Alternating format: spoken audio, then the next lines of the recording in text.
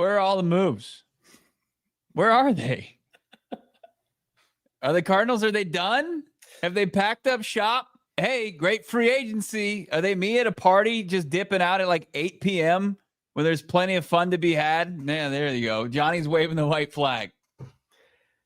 I'm going to give the floor to my co-host to open the show so we can take Monti Ossenfort to task. What the hell is going on? It's PHNX Cardinals Live.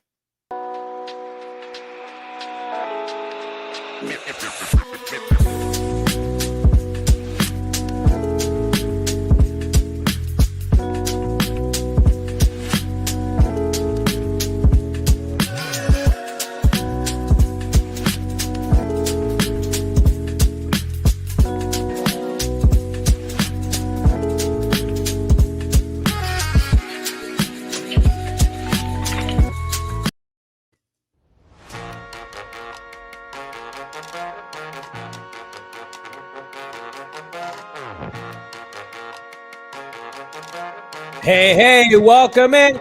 Live from Studio K, presented by our friends at Circle K. PHNX Cardinals podcast, your premier Arizona Cardinal podcast. Like and subscribe. Leave us a 5-star wherever you get your programming. I'm Johnny Venerable, my co-host, Brack. The only good news today, sweet, innocent, newborn baby, Damon Dawg, producer extraordinaire, returns today, so he can take a bird's eye view of the carnage being left by the Cardinals executive, Monti Ossenfort. Damon, did you by chance get a vet minimum deal on your way back to Phoenix? Well, you know, I was a part of this crew last year, and I heard that game plan number one this offseason, bring everybody back. And so, yeah, yes, they reached out to me very early on in the tampering period. It was, I believe, about 5 minutes in. They said, yeah, we'd love you back for next year at the exact same salary. This isn't Ocean's 11. This isn't like a crack squad of experts at the highest level that they're just running it back to pull off another unbelievable heist for Ocean's 12 and Ocean's 13. Like, this was a team that finished 8-9 on the outside of the playoffs looking in. It was a 2-5 team down the stretch, Johnny. It's so puzzling what has transpired over the last 3 days. And you can say, hey, calm down. It's early, but it's not. Players are flying off the board left and right. Most of them, I think, are now going to play for the Minnesota Vikings because they approached this thing aggressively. But, I mean, Cardinals made 3 moves today. And as far as moving the needle, none of them did so. I mean, great to see Greg Dortch back in a Cardinals uniform. We all want to light the Dortch. I think anybody can make the case, hey, I loved what I saw from LJ Collier, but he's part of a position group that couldn't consistently win enough for this team to be effective against the run and getting up against or getting after opposing quarterbacks. I just not a rationale that I have, because befuddled is probably the word best. Yep. Great word. I like Monti Ossenfort. I think he's a good GM, but here's the cold hard facts is we're in off season number 3. You're a general manager. This is your 3rd crack at this. You haven't drafted a Pro Bowl player. Hopefully that comes this year. Guys can develop, right? Last year's draft class didn't give you much impact on Sundays outside of Marv, and occasionally you got a little bit of Trey Benson, right? Max Melton. And then your free agency class, they have been unmitigated disasters. Like Kazir White, Yelda Froholt, those are good signings. Mac Wilson Sr., the large majority. Jonah Williams, bad. Bilal Nichols, bad. Justin Jones, bad. Sean Murphy-Bunting, bad. So you have a remedy. We all gave you a pass, by the way. Said you just get this team over the hump, get through this season, try to win, 9-10 games, get over 500. Like, I saw most people giving Ossenfort grace. Like, he'll know it's time to strike. This is an embarrassing showcase by the Cardinal general manager. I would be embarrassed when you talk about being aggressive. It's not that every team, and I see a lot of this, Bo. Yeah. Every team positions themselves to make big moves that's not what it is at all. The Cardinals haven't been active in free agency in years. They had the 3rd most cap space. They had $80 million. They're not paying anybody, and they're not a Josh Sweat away. it almost feels like the Sweat move was checking a box, because now you're just re-upping guys on this team that we're fans of. I don't want to spend the show knocking LJ Collier and Greg Dortch. Are those players like putting you over the hump to beat the LA Rams, who have won the division 5 times since Sean McVay was hired? You haven't won the NFC West since 2015.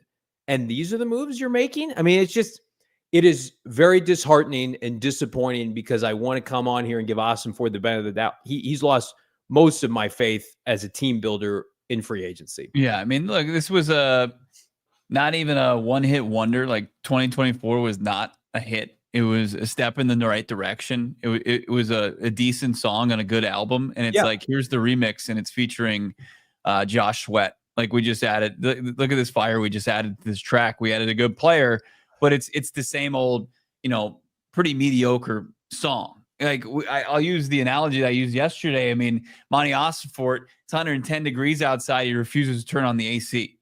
Cardinals have a unbelievably large need on the defensive front, and he refuses to help them with their biggest weakness.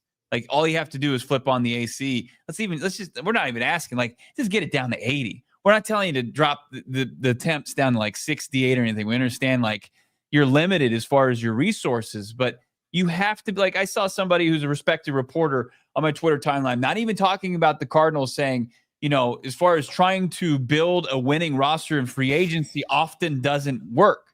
But when you're trying to supplement in free agency, at the very least, you can find and take some swings on some players that, yes, have red flags, and yes, you're going to be making an overpay, but it's not going to sink your ability to continue to do what you want as far as building a roster. You want to be a draft and develop team, you can do that. It's just like what I was saying before. Like, this is as far as the Cardinals go, a strictly draft and develop team featuring Josh Sweat at this point. That's really all it is, because you don't have any outside help away from the draft that is helping build this roster. And Monti Ossenfort, respectfully, like, the return on draft picks, let's just call a spade, has been solid. He's not Les Snead and Sean McVay, who had a first and second round pick last year for the first time in forever and crushed it.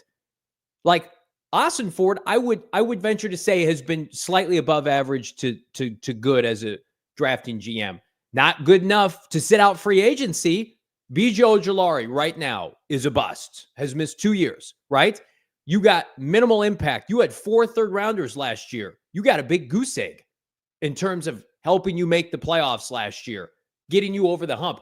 There was no David Johnson, John Brown, Anquan Bolden as a rookie. Like, where are those players, right? Teams find those players every year. It's a methodical approach, and maybe that's the plan. Maybe it's just like, don't embarrass us.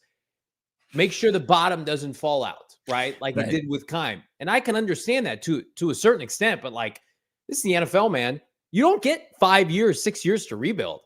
I was arguing last offseason, rebuild's got to be over. Washington, over in an offseason. Houston Texans flipped their roster. They're back in the postseason the minute they add CJ Stroud. The Cardinals, we talked about this off air. The Vikings are making their roster J.J. McCarthy proof. If J.J. McCarthy's a bum, they're going to say, we're going to play defense and run the football, and we're going to be competitive with this roster. The Cardinals, after what they've seen from Kyler Murray the last several years, and specifically last year, I love Kyler Murray. They need to be making their roster Kyler Murray proof at the end of the year. We saw it, 2-5. Non-competitive against the Seahawks. That home game was atrocious. Couldn't rush the passer, couldn't score touchdowns. The offense is exactly the same as last year, and there is no avenue for a new starter right now. Defensively, they're going to draft players, first and second round defensive linemen, we assume. Where's an upgrade offensively right now that's going to take the field week 1? I mean, I long for the days of the draft now. I mean, that's going to be the next time I'm happy. They robbed me of happiness during free agency. I mean, there was all these expectation, and we get a lot of flack for it, for setting that expectation because of reliable sources, reporters that have been in this game for a long time, like from Mike Garafolo to Chris Sims, Diana Rossini told me off there. Like everybody's saying this team's going to be aggressive, and especially with Benjamin Albright saying it's pinned on his Twitter account now. His very nice words to this show about how he said that the Cardinals were going to aggressively rebuild this defensive front line. And I look at it, and it's just got Josh Sweat. There's poor Josh Sweat. You got your Porsche parked, in front of your rundown condo. I love Josh Sweat. Josh Sweat can't be your best player on your defensive line. This team, and I see this in the chat, and I respect your opinion if you think this, that we're being too negative. Like, we are positive when it calls for it about 80% of the time. Because we have a clearly relationship with Jonathan Gannon. We believe in JG, this culture that he's building, and Ossenfort has done more good than bad. But this is a clear indictment on his ability to recruit and secure free agents right now. That's the biggest issue. This is the conversation about Kyler Murray or any other player's performance on the field. Like, we want success for them because we want to see the Cardinals win football games, make a trip to the playoffs, make a long, deep run in the postseason, get to a Super Bowl, bring home championships. But like what this podcast is not going to do is sugarcoat it when things aren't going well performance-wise. And when we look at the general manager and we see his performance over the first 3 days of free agency, bad. It's not adding up. It's not adding to the Cardinals taking a near miss to the postseason and pushing them, above and beyond where they need to go. It's putting them right back where they were when they finished in 2024. Now, I know that they have the ability to get better in the draft. But I'm looking at 6 picks. They've got probably 2 premium picks that they can really kind of do some heavy lifting with. I just don't think that's enough. I think especially on the defensive side, on the front 7 department, they needed a lot more help than that. And it's just running it back. And obviously with the loss of Roy Lopez, I mean, are you better today than you were yesterday? Bilal Nichols and Justin Jones are basically like new signings, Bo. You have to factor that in. That's 3 signings to the D-line. Am I right, Johnny? Are you just playing devil's advocate? Are you just trying to – No, he's trying to grind our gears a little bit over here. He's being sarcastic. I don't like calling out negative comments, but I'm gonna call one out here. Okay. CBK, half of yesterday's show was crying about the lack of moves instead of bringing any insight to the moves that were actually made. Okay, CBK, let's do that. Let's talk about the moves that they made. Because guess what? Everybody should feel super comfortable with these moves because we know 90% of these players, minus the defensive end Josh Sweat, which I feel like we've talked about a fair amount. We sure as hell previewed it for 3 months. Yeah. And they got a rotational off-ball linebacker who was not a starter in Cincinnati, one of the worst defensive fronts in the NFL. But sure, I'm happy to break that down for the better part of 90 minutes. Let's get the PFF grades up about a guy who had the guy who they signed today at 8 tackles last year. Let's break that down. Come on now. Let's be serious here for a second. He played less than 100 defensive snaps last year for Washington. Get the magnifying glass out. Grind that tape, Bo Brack. Michael Walker. He's a guy that played, 60, 70% of the snaps defensively before his stint in Washington, where he just played teams. And you're going to sit there and Jordan Schultz, who's being given information from his agent, is going to paint you this beautiful picture. He's got 240 tackles, 4 picks in his career, but he's a teams player. And the Cardinals maybe view him with more upside. Can he get back and be a part-time defender on this team? That would be great. We'd love to see that. But I'm not going to sit here and tell you something that I on the best case scenario, this is what this guy projects to be because he's been in the league for 5 to 6 seasons already. We're not going to feed you positivity propaganda here. That this is they have not had a good week, save for the Sweat signing. Could you imagine if they didn't get Josh Sweat, what kind of disaster class this would be? They had $80 million, guys. And we were talking about before this, are they going to cut Jalen Thompson and Jonah Williams to free up an additional $20+ million? They haven't cut anybody. They're re-signing everybody. And they're re-signing people to LJ Collier got up to $4 million. That's almost a vet minimum deal, right? Evan Brown's contract is small. The off-ball linebacker contracts are small. These are not big contracts. They're not rewarding guys. Yeah. They're running it back with the status quo. There's a comfort level with Ossenfort. but you better get comfortable now making the playoffs. Yeah. Because you're not beating the Rams and the Seahawks right now. You're just not. Here's what I think two things that can be true at the same time, right? That I like the foundation that Monti Ossenfort has laid here for the Arizona Cardinals. I do. I like the direction of the team. I think he's done a fantastic job as far as rebuilding this thing and keeping it, to his plan. But at the same time, he hasn't done himself any positives as far as supplementing this thing through free agency. Like he's been close. Like he was at the credit to him. He was in on Milton Williams. That would have probably changed the whole complexion as far as this draft or this free agent class.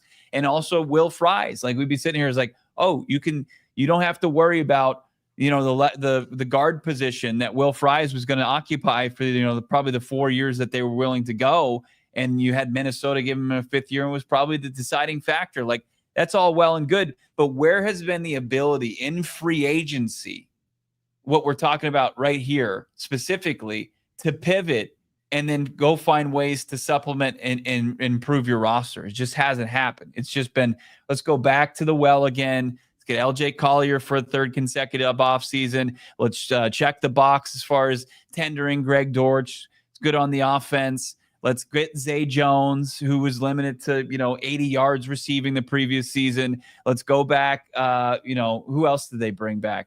They've got Evan Brown. It was good. I agree with Evan Brown. I thought he was solid, but Akeem Davis, Gaither, Michael Walker, like that's not going to give me an unbelievable amount of confidence that they're going to get over the hump. I love the decision to bring in Jacoby Brissett. So does everybody else. That's the most universally liked signing the Cardinals have had in a long time. And hopefully we never see him play. Think about that. We like that move. I hope you never take the field, Jacoby Brissett. Well, there's a segment of the fans that would love to see Jacoby Brissett play. You don't want to see it. You don't want to watch Jacoby Brissett. No, heavy snaps. I'm telling you right now. Damon's grinded enough as a AFC East savant of Jacoby Brissett. Gross. It is a bad day to be an Arizona Cardinal fan. Today is a bad day. The Cardinals back-to-back bad days. Monday, you thought, because we'd gotten tipped off. They were all in on Milton Williams. They didn't land him. They immediately pivoted to Sweat. It's like, okay, this is the Ossenfort that we were promised. This is the Ossenfort that we had heard so much about that was going to be aggressive. They were in on Trey Hendrickson. They were looking to make trades to upgrade the roster. They called a bunch at the deadline. They understood where they were at, and we respected that timeline, especially my co-host, where I was disappointed last year with the lack of aggressiveness. And, Bo, you had been staunchly committed to the fact you got to see it through with these young guys, see what you have, give Kyler Murray 17 games, maturation process, to sign a guy in Josh Sweat, who, again, is a nice player, and that's your only addition? That's your only addition of note. They have not signed a starting player externally to come in and fill this need. The linebacker that they got from Cincinnati, I think you are stretching it, at least initially, that he is going to be better than Kazir White. Maybe he is. No one can say that, though. They signed him to a pretty modest 2-year deal, probably because Kazir White wants more money. So tell me, who have they signed externally to say, this is going to help us outside of Sweat, get us from 8 wins to 11 wins? And if your answer is pick 16 and 47 will do the job, well, friends, they had pick 4 and 27 last year. They didn't win the NFC West. The year before that, they had a top 3 pick. They traded down. The draft picks cannot. It's malpractice to ask them to save the day. Make an impact, sure. Help. In the second half of the season, rookies get into a groove. It is malpractice to ask Walter Nolan or Kenneth Grant to save your ass to win the NFC West. That's a horrific GMing. This is an interesting chat I just saw came about. I don't know if Damon's gonna be able to find it. It's a little bit up. It's if PHNX Cards doesn't like the Michael Walker signing, why does the Twitter page make it seem like it's good when it says active for the Washington Commanders run in the NFC Championship? Well, here's what I'll say. Interesting profile name too. It's not factually incorrect that he was active on the 53-man roster. He had a tackle, and he's a special team. He was active in the game. I don't have a problem with that. I don't think we were celebrating. We weren't spiking the football on the Michael Walker signing. How many booms is this signing? Negative. It's a doom. No, like, again, I like the players that they've brought in. These are not day 1, 2, and 3 free agent signings. I put that on Twitter today. It was like, the issue is not the players, it's the timing of the players. When you're negotiating with third and fourth wideouts and backup quarterbacks and off-ball special teamers and playoff teams that beat your ass this year are adding Javon Hargraves and Jonathan Allen, and you're sitting on your hands, those are bad optics. Do better than that. And the people that are like, it's just a few days in. Who are you signing now? They have 6 defensive linemen. You think they're going to add another one? Unless they cut somebody. They carried 6 into camp last year. Okay? They have 5 right now, plus some guys on future deals. They're going to draft one. Yeah. So guess what everybody's going to say early next year? Darius needs to take the next step. Please be a phenom ex-player that we drafted. I mean, when has Ossenfort gotten that kind of return on a rookie? He hasn't. McVay got that year 1, right? So you know what you need to do? Oh, somebody gave me a big pot of cash that I get to spend in my job, right? It's not a surplus. Like, I get to go and take this and go improve my team. Nope, not going to do that. You got Josh here asking just why overpay. And I understand, like, you can't be consistently successful. I mean, we saw it with the previous general manager, continuously trying to fill holes, way too many holes through free agency, and overpay those players who are proven commodities or damaged goods, or whatever you want to call them, fool's gold. But you can, in one-offs, overpay a defensive lineman because the previous year you knew that the unit wasn't good enough when you really needed to get some pressure on the opposing offense, on the opposing quarterback, to slow down a run game. Like, you're running back a defensive line that struggled to slow down Carolina on the road in Week 16 in a pivotal must-win game. They couldn't come up with the proper stop against the Carolina Panthers offense. 153 yards to Chuba Hubbard, who put the Cardinals. Mike Myers saying, "Get the Cardinals tombstone ready, the gravestone." Chuba Hubbard put a gravestone on the Cardinals' playoff chances last year, and the Cardinals like, I like what I see. I like this. More of this, please. We're going to get into this throughout the show. We got super chats. We're going to get to Fran Duffy here in a little bit. I might just not ask Fran any draft questions. I might just yell all of our concerns at Fran and then watch poor Fran's face. But here, before we go to break, I just want to give everybody something to chew on here for a second, because we opened up the show. We would prefer not to be negative, but this show, is going to give you our authentic take, one way or the other. Pay attention locally to whom you're not getting that from. If you feel like this is not a good move, and then somebody else is saying, hey, great vibes return with X player, or we're doing this, and it's just, be careful where you get your coverage, because we may not always agree on everything on this show, right? Mo and I, Damon, but you're always going to get authentic reactions, insight, analysis on this show. Okay? Just throwing that out there. All right. I mean, what's the majority of the fan base feel about this? Bad. This free agency? Bad. Underwhelmed, to say the least. Right? To open up Twitter or however they get their information, right? Instagram, Facebook. There's some bad Cardinals Facebook pages out there, but and to consistently see, like, hey, they've re-signed this guy to a minimum contract. Hey, they're bringing it back. Hey, the offense is the exact same as last year. They did get the Josh Sweat was a big victory for this team, because it proved that Ossenfort was willing to go to a 4th year. He's willing to pay close to $20 million on average per season, $41 million guaranteed. And it's been the complete exception to his rules as far as free agency go. And you say, hey, there's a little bit of difference. There's a little showing some gusto that he wants to push this thing to the next level. But now it's just like, nope, we're back to it. We're back on a budget, and we're going to be strict to this. We're only draft and develop now that we got Sweat. and we're good. Where I'm looking at the roster and I'm skeptical that it is good, that it is going to be one that's going to compete and really put itself firmly in a position to punch its ticket to the playoffs next year. It's not a playoff roster right now. We're going to ask Fran Duffy on how to maybe get there if possible. Drop a like. We got 1,400 watching live right now. 20 plus super chats already. Keep them coming. We're here as long as you want today. It's PHNX Cardinals, and we're pissed off. The only thing that can save me, though, is pulling around the corner, getting a sweet treat from my friends at Circle K. Could you imagine the sweat without the sweat deal, what this would be like? Could you imagine if they had gone like a mid-level deal that didn't constitute and I couldn't go get my Circle K? That would be unbelievable. I mean, I guess things can always be worse, but things are always going to be great when you're saving money at America's Thirst Stop. Join the Inner Circle. It's a free membership program, easy to download. Enter your email, phone number to be fully enrolled. All that you need after the fact is your phone number, and you're saving 25 cents per gallon your first 5 fill-ups. Save 3 cents per gallon every single day. Again, Thirst has met its match. Plenty of other member-exclusive deals and discounts. All the original goodies and treats.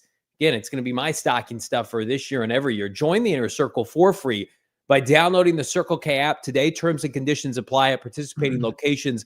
Visit CircleK.com for more details, Bo. My mouth is watering. I just opened up SpanatosPizzeria.com, and it's got this unbelievably delicious looking wing. Yeah. You're the wing king. You know all about it. It's just, the sauced up to perfection. They got unbelievable wings. They've got unbelievable pizza. And of course, they're your hot spot for going and checking out Phoenix Suns games. And any way to kind of give the Suns games a boost.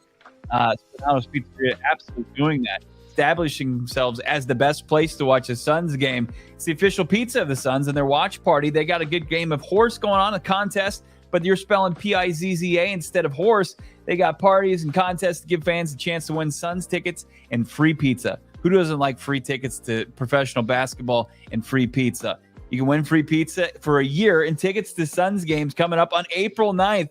Check them out right now. Feel the energy, cheer your team on, and win big. Don't miss out on a chance to be a part of the action. Mark your calendars, Suns fans. The excitement starts at Spanatos. Get all the info for watch parties, pizza, basketball contests at SpanatosPizzeria.com. Go get really kind of hungry looking at the buffalo wings that they have on their site and make an order as well, and they'll deliver it right to your house. SpanatosPizzeria.com. Before Fran jumps on, like this video, do we have our updated horror show of a free agent tracker, Damon? No, I could do that for us though. We'll get that going here. But again, as we mentioned earlier in the show, Greg Dortch has been tendered. Now he has to sign his tender, restricted tag. Cardinals have a chance to match it, $3.3 million. It's already on overthecap.com. So again, my dumbass thought Zay Jones is signed first. Maybe Dortch isn't being tendered. Nope, Dortch is back. Zay Jones is back. It's literally the same receiving core as last year. And again, again, you can sell me on this from the fact it's not a good receiving class, and the free agent wide receivers are a little bit hit or miss. Like, I don't have an issue running it back on offense for better or worse, because it all comes down to Kyler Murray. There's not an entity, in my opinion, save for we're fans of maybe getting a speed receiver that is going to, really elevate. Kyler Murray's got to elevate Kyler Murray. And I think this offensive line is good. I think the receiving core is Marvin and Trey by themselves. That should be enough, right? Right. And so I can get my arms around continuity offensively. The defense, man, you can't sell me on this. I'm not going to drink this Kool-Aid, but here's the Kool-Aid I am going to drink. It's from our guy, Fran Duffy, because it's cold, hard facts. The draft analyst extraordinaire. It's the franchise mode. Fran, we need a break because we're having a tough week here on PHNX Cardinals. Sweaty J comes to town, and the Cardinals, they basically pack up and leave town. They're on vacation right now. Have you been watching the Cardinals non-moves from afar?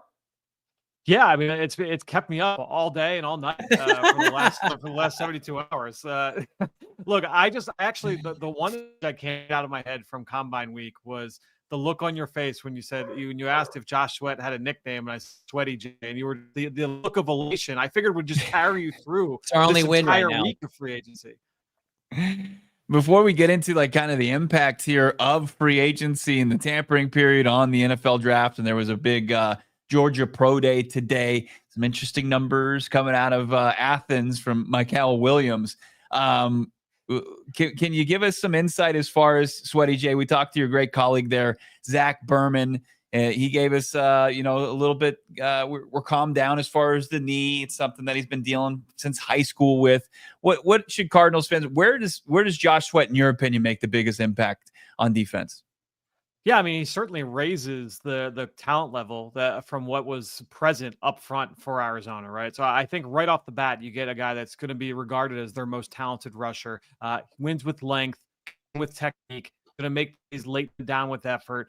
He can win with that first step. So a guy that can win in a multitude of ways. I will say, and Zach and I have gone back and forth on this on the PHLY Eagle show. It's now been 2 years in a row where down the stretch, second half of the season, Josh Sweat was not as consistently productive on a week-by-week basis. So while he has not missed time due to the knee, I do wonder if that is starting to, if the wear and tear is starting to get to him a little bit late in seasons. But look, at the end of the day, he has been a really steady presence and a very impactful player in specific games. Now, is he going to be at the level of one of these 1A type pass rushers? I don't think so. I think that ship has probably sailed, but I do think when you look at where he's going to get paid here this season, I think that you compare him to the other guys that are in that tier, and I think that that's probably for the most part acceptable. Obviously, you're always going to overpay in free agency, but no, Josh Sweat is a good player. I think it's a good signing and a good addition for Arizona. Yeah, he just can't be your best player on your defensive line. He can't be your anchor, your defensive line. I think that was our biggest argument. We knew that going in, and I think my problem, Fran, with the Cardinals and how they're operating right now, and I just want to pick your brain on this philosophically. It's great when you come out, we want to be a draft and develop organization. That's fantastic. Awesome. You're in year 3 of a rebuild where you need to culminate with a playoff berth at minimum here. And a lot of that is going to ride on Kyler Murray's performance. But I also think the Cardinals, I believe, have asked their rookies to do too much. I think it's malpractice to go into a draft and say, hey, 16th overall pick, immediately elevate our defensive line. Like what the Rams did last year, nailing their first 2 picks, that's an anomaly. What's your philosophy on that? Because you're supposed to supplement in free agency and then let these guys develop, because Michael Williams or Mike Green or James Pierce Jr., they might not be ready to play at a high level come September. Yeah, and honestly, Johnny, the way I look at it too, I mean, look, yes, it is year 3 of the rebuild. It's year 3 of the regime. You want to continue to preach patience and build it the right way, and I think that all of that is fair. But look, while they have added some nice pieces over the draft over the last couple of years, you look down the list, and they've added some nice players, right? When you mentioned the LA Rams, the impact that was felt by that rookie class. You look at the Eagles, right? You look at the impact that rookie class had. The guys that the Cardinals have brought in for the most part have not moved the needle in way. Now it's still very early. Not every player is going to come in. I'm not someone that is going to immediately throw the baby out with the bathwater and say that a guy didn't perform as a rookie, so he's no good. But I do think that you want to be able to get these guys in and try and see if you can move get some needle movers, right? Get some of these guys that aren't just going to be solid players or key contributors, but guys that are going to be those huge difference makers for your team. And certainly defensively, that is going to be very important for this draft class. So, whether it's going to be with an interior lineman, the Cardinals were in the mix for Milton Williams, do they get a replacement there here in this draft? Or if it's somebody that's going to be coming off the edge, you'd like to be able to get somebody that can, again, that can be that difference maker for that unit. Is that it has to be the approach, right? Because we're just seeing them after, and credit to them for being there. As all reports say, they were one of the 3 teams that were vying until the bitter end for Milton Williams before the Patriots were just like, we're not going to be outbid here. Is it something that, Monti Ossenfort looked at this defensive free agency class and was just like, there's 40 guys that were invited to the combine at this position. Might as well just find guys that we can lock in for 4 years. Yeah, and I think that is a prudent approach, right? I'm not saying that's not the bad way to go about it, but it's honestly, it's very similar. I was having this conversation. I was on a podcast earlier in this fall. We were talking through looking at the different title contenders, Super Bowl contenders around the NFL. And I remember looking at the Buffalo Bills and was like, all right, what is a key flaw with each of these teams that are going to be in contention for a Super Bowl? And I remember looking at Buffalo and saying, look, it's a good defense. We all look at the Bills defense. It's a good defense. But when you look at the true, like, who are the true blue chip talent players on that group? And it's just like, yeah, like it's kind of more of the whole is greater than the sum of the parts, right? It's a group that plays really well. They play well as a unit, but do they have that shut down corner? Do they have that pass rusher that it's third and long? This guy's going to be able to get home. And they didn't really have that. And that was the one big concern I had about that group going down in the stretch running to Kansas City. And you feel like that's you're missing that kind of difference maker. And that's kind of what I'm talking about here with Arizona, is that if you don't have those kind of difference makers, it's very difficult. You have to thread that needle if you're going to make those deep playoff runs. Yeah, I mean, Kyler Murray to this point has proven to be an average to above average quarterback. He is not in the class of a Josh Allen, Lamar Jackson. Like, we get that. You can make the playoffs with Kyler Murray. Just like Brock Purdy makes the playoffs, Geno Smith wins 10 games, and maybe he's still got another level to unlock, and I'm sure that they're hoping for that. But to your point, the Cardinals were 6-4 and fell to 2-5 down the stretch, losing to multiple playoff teams because they just didn't have enough high-end players.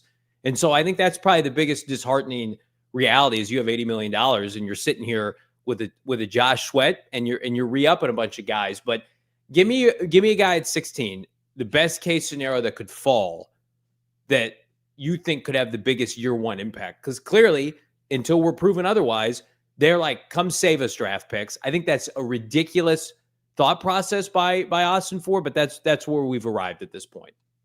Well, and that's where going the best player available route comes into play, right? And that's where, to me, when I get the Arizona Cardinals, last week when I was on with you guys, I was telling you, I was really having trouble to figure out who I was going to give them at 16. And as I sat there Wednesday night, I was like, yeah, right now I've got Jahad Campbell penciled into that spot. I was right around in that spot in my mock draft.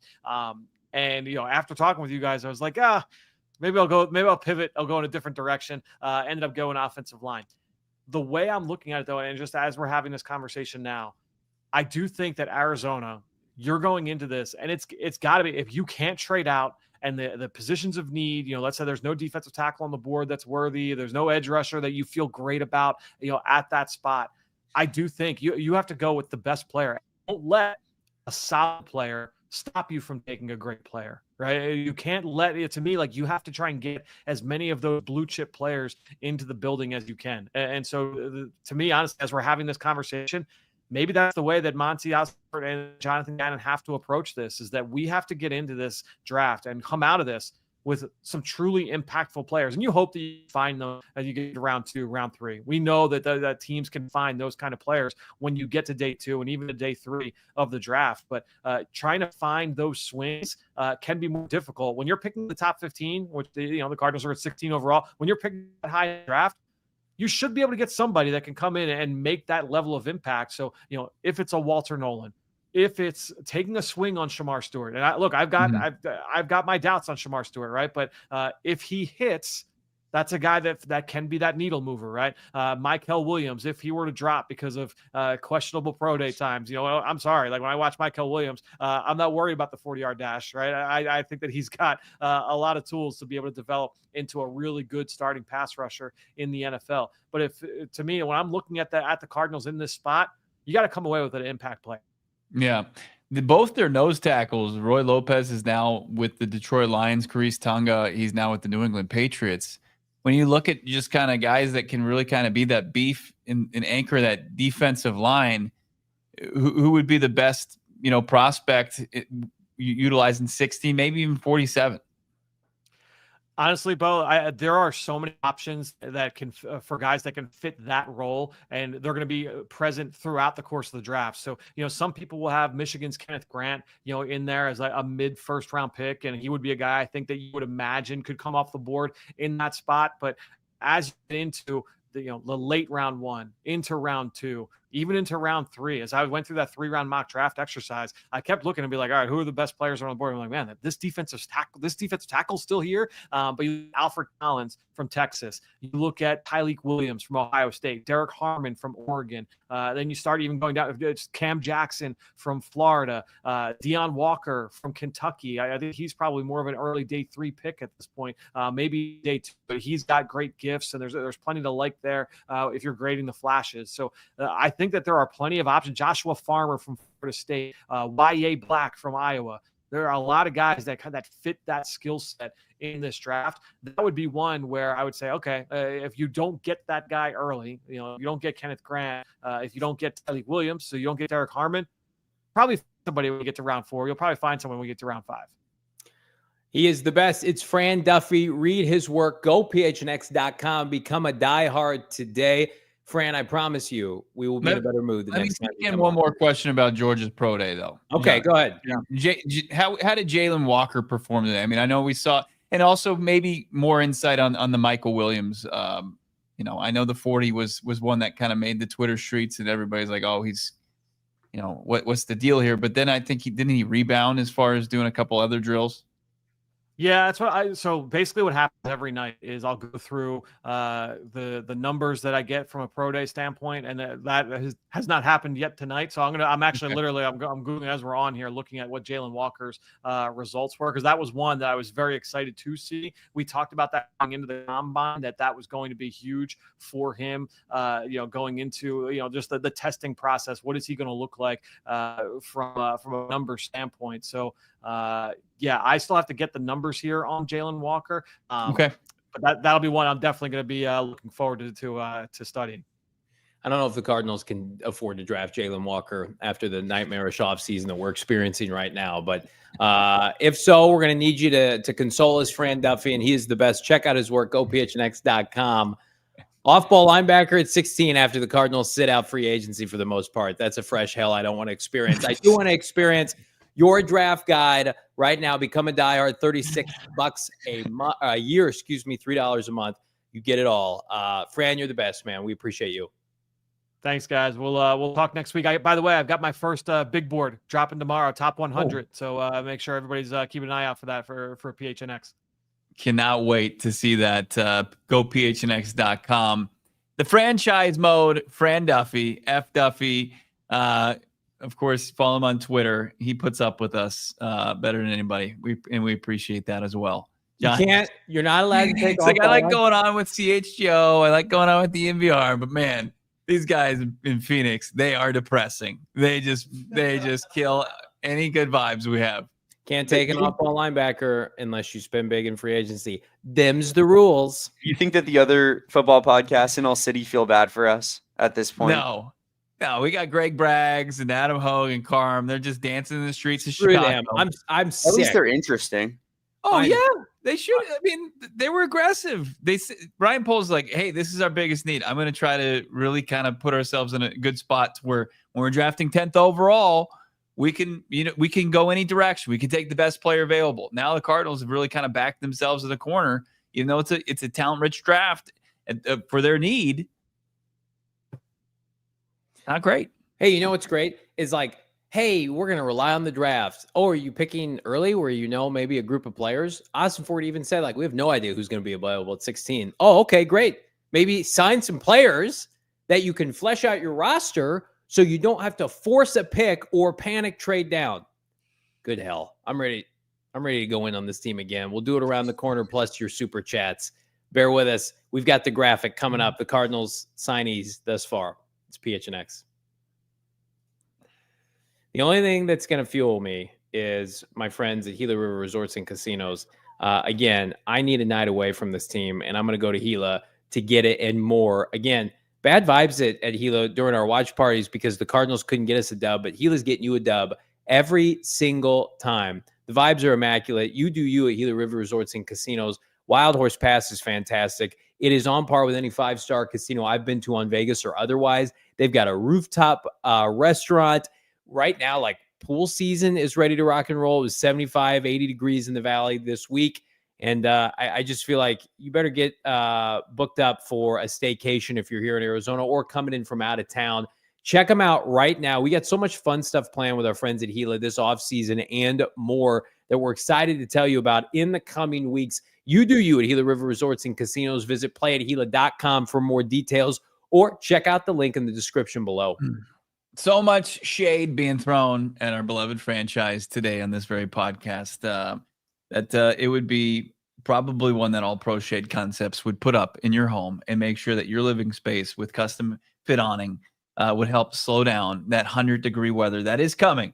And they got hundreds of designs and colors to choose from to match any home that's going to keep, that pesky sun from really kind of ruining your day. They also can work with those pesky HOAs for approvals, motorized, retract, and remote control, all LED lighting, and light up your patio under your awning. It's unbelievable what's going on. Most trusted local shade company voted #1 ranking Arizona for patio shades in 2024. BBB A+ ratings with over 1,000 5-star reviews on Google.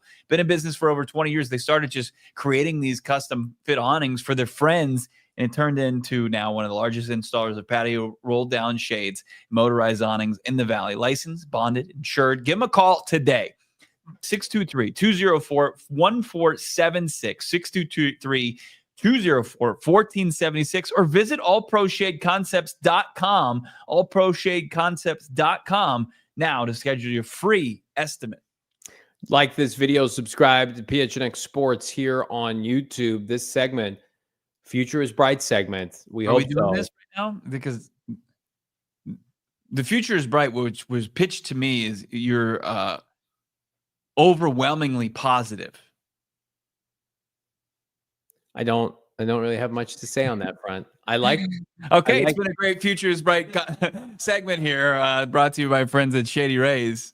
Would you like to save that for later this week, maybe? Are we allowed to do that? The read falls on today, and usually we're positive boys and girls here. Okay, well, let's find some positivity in this. CBK asked for some positivity, damn it.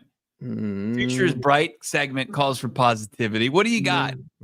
Dig deep, Johnny. Here's what I'm fired up about. I'm looking at some graphics. It's positive. I'm positive that this list was a pipe.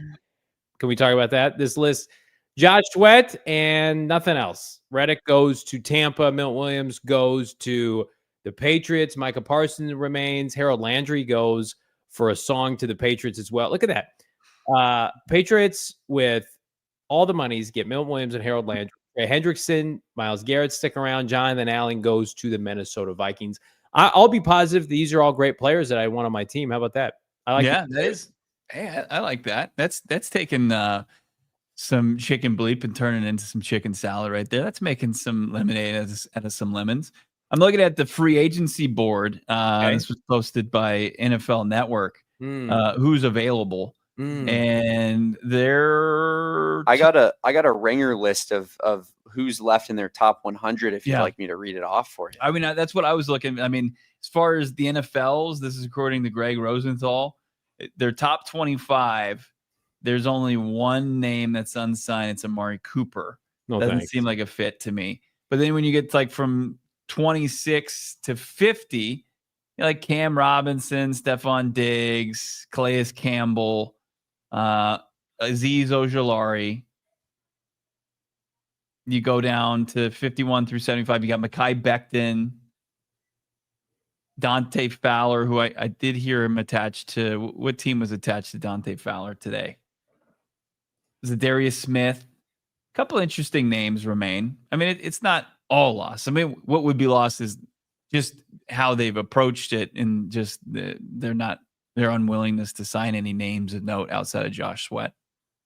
I'm at the point now where we know they're going to sign a corner.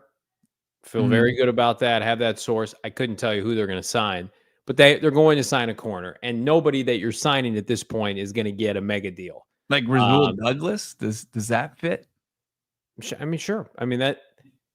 But here's what I'll tell you. I'm at the point now where they're going to sign a corner and they're going to call it a free agency. I think that's it. I think the LJ Collier signing today, where's the spot for a free agent defensive tackle? where's the spot for an edge rusher for them? Like, let me ask you that. How do you wrap your brain around that, Bo? Would they cut Dante Stills for a free agent pass rusher? Would they cut Bilal Nichols at this point? Justin Jones? You'd probably cut Nichols before you cut Justin Jones.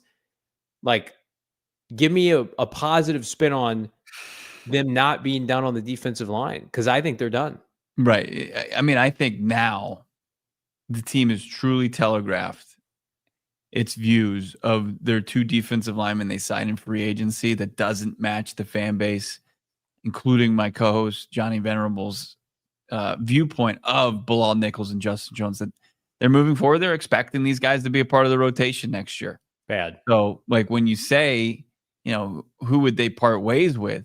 Yeah, that's a tough question. I mean, I think that they've made a heavier investment in Nichols and Jones, and it would be a bigger kind of tough pill to swallow than getting rid of somebody that was a draft pick like a Dante Stills. They're not going to get rid of Stills. He's cheap. He's productive. He's there every day. They can't. LJ Collier, they was fine. Darius Robinson's on the team. Okay. Mm-hmm. They're drafting one, we assume. So there's 4. And then the 2 bust free agents from last year, Nichols and Justin Jones. There's 6. Yeah. I understand the numbers crunch. I mean, we were talking about 2 months ago. It's the same unit. It's the same unit. There aren't enough bodies in the outside linebacker room, right? I mean, right now they have Josh Sweat, Baron Browning, BJ Ojulari, Zaven Collins. Anybody? Xavier Thomas. There's 5. And they're going to add one in the draft. There's 6. 6 and 6. So yeah, but I don't think Xavier Thomas is like a untouchable dude. I think they treat their draft picks like that so far. Not a 5th rounder. I mean, Dante Stills is a 6th rounder. I know, but he was more productive than Xavier Thomas. I want to believe you. It's just they're operating very unseriously. Like, if Azeez Ojulari's if he doesn't have a market, you don't think that they could pick up the phone and see if they could upgrade a little bit? They can do whatever they want. When you have, we're going to get into this around the corner. They can pay players to want to come here. I'm not, guys. The NFLPA grades are not preventing them from spending money. They are preventing themselves from spending. Yeah. They being Ossenfort. Ossenfort has taken this approach. I saw a comment earlier in the show. It perfectly encapsulates it. Bro, you get one shot at this. You really want to be able to tell your family and friends, like, yeah, I was a GM and I didn't do anything. I didn't spend any of the money. What? You literally, if you aspire to work in NFL personnel, we all want to draft and we all want to go out and like spend like monopoly money to better the team. And your thought process is do less. They're going to roll over $50 million at this rate. $50 million. And this is your one shot. Gannon, if things go awry, he goes and coordinates another defense stud. Gannon's not leaving, but like coaches get new jobs every day. What executive gets another shot at this? It's not how I would want to go out. As sure as hell, I'll tell you that much right now. I would want to spend to try to make the playoffs after missing it, going 2-5 down the stretch. But it's like we're living in bizarro world. I love that Damon smartly took down the future is bright logo. It's a bad day. We're gonna this chat viewers, listeners, we're gonna get yelled at tomorrow because we completely failed the assignment as far as futures, but like worse than anybody has ever done in this company. I can't imagine. We're gonna recycle that read later this week. Something will happen. We're gonna do a mock draft at some point, and that graphic will be used. Don't tell. I love Shady Rays. Shady Rays is the only thing keeping me going right now. We got 25 super chats. We got some rad reads to go, and then Bo and I are gonna tear into this team. And we're gonna look at the signings. That's coming up on PHNX Cardinals. I flipping love Shady Rays. I also love our friends at Bet365 Never Ordinary. Cardinals over-under is not revealed yet. Good luck. Bet365, 90 million users worldwide. They've got 780,000 events each year. And of course, NBA Tip-Off Tuesday was yesterday. They've got Slam Dunk Saturday, but every day they've got the 100% Parlay Boost. Double your winnings on parlays with Bet365's Parlay Boost. Download the app. Use the bonus code PHNX365 when you sign up. Choose your offer. Find out why it's never ordinary. Again, new customers get $150 in bonus bets when you place a $5 bet, win or lose. All you got to do, deposit a 10 spot in your newly created account. You got to be 21 years and older, physically located here in the great state of Arizona. If you or someone you know has a gambling problem, wants help, call 1-800-NEXT-STEP. Text NEXT STEP to 53342 or visit problemgambling.az.gov, Bo, for more info. Here's something where the future is bright. My health and your health. Hopefully, if you follow my advice, this show's advice, get in with Timeline, a health longevity supplements featuring their proprietary ingredient that works with your cells in your body and helps reverse age-related decline. Who doesn't want to stay young, stay youthful, have that energy that you're looking for? Over 15 years of research and secured 30+ U.S. patents for their products. Timeline. Got to check them out right now. The cells in your body, the building blocks of life, and our friends over at Timeline. They are leaning into it. Check it out right now. With regular use, you'll feel the difference in the form from improved energy levels, better workouts. You'll get back in the lab and you'll just be feeling as strong as an ox, as energized as ever. For better workouts, faster recovery, more endurance than you'll ever even imagine. Get ready for the best, most energized, most revitalized you. Right now, Timeline's giving you 10% off your order. Check it out right now at of MitoPure, of course. Go to timeline.com/PHNX today to get started. That's timeline.com/PHNX, the code PHNX. And right now, Timeline's giving you 10% off your order of MitoPure. Like this video, we got 2,000 people watching live. If you're watching on the Twitter stream, jump on over to gophnx.com. I want to thank everybody watching with our phenomenal streaming partners. No better time to become a diehard than now. Again, jump on over to gophnx.com, jump on over and hit that like button and get us to 500 likes here. You guys have been crushing it this week. The Cardinals no-showed after Josh Sweat, but you guys have been here every step of the way. I want to pick your brain, Bo, on something as we jump in. We got 25+ super chats. We're going to get to them all. We'll stay here as long as you guys want to hang out. The Michael Bidwell factor. The PFA grades. There's a lot of that going on right now. Does that factor in, do you believe? Or do you think this is an Ossenfort approach? This I'm going to stay steadfast in my belief that this is a Monti Ossenfort approach. That he wants to be drafted and develop, and he says he wants to, at times be aggressive from free agency, even though we haven't seen that much. We've seen him be active at times, but not aggressive. And we haven't seen him really try to utilize this tool of team building to its full extent. And I think it's because, there's a bit of risk adverse. He's a bit risk adverse there as far as his ability to build in free agency. And he wants to continue leaning to his strength and finding players that fit schemes and really kind of help add top to bottom of this roster. But as far as his main playmakers, I still think he has the ability to kind of find and fill some holes through free agency, and he just needs to be a little bit more aggressive than he wants to be. So we'll see what comes out of this. Next time we'll be able to talk to Monti Ossenfort. It's most likely going to be his pre-draft conversation, and we'll try to work in as many free agent questions but they mainly want to reserve that for the upcoming draft. But I think at this point it's become such a storyline that outside of Josh Sweat, this team just hasn't been active here trying to really kind of improve its roster through this part of the offseason. I just think you're putting way too much faith, if you're Ossenfort, in the maturation process for a lot of these draft picks. And again, I have no problem being a draft and develop organization and picking your spots, but you took over a franchise where you allowed Zach Allen to leave and Byron Murphy to leave. Uh-huh. And those are two positions that Byron Murphy just signed a big money deal, was a Pro Bowler. Zach Allen's been a Pro Bowler.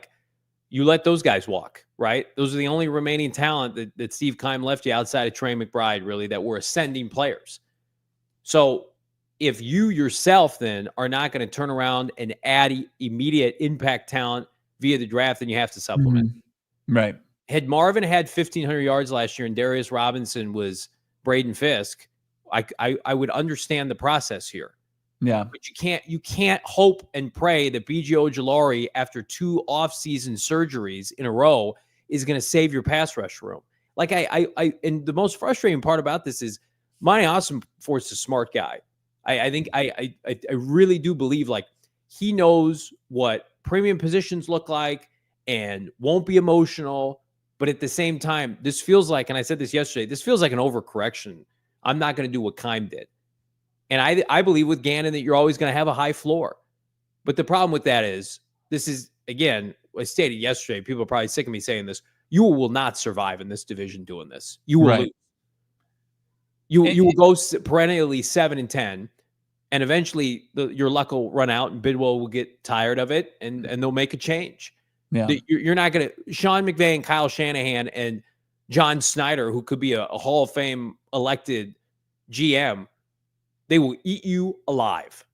Ossenfort came from New England when everybody was inept until Buffalo got Josh Allen, and he came from Tennessee, which was a dumpster fire division. This is the NFC West, man. You can't, as like I said yesterday, dicking around with these kind of signings will get you beat. No, it's not a question of if, but when. These signings are not helping you win the NFC West. They're not helping you win 12 games. No, they're helping you keep your head above water, be competitive week in and week out.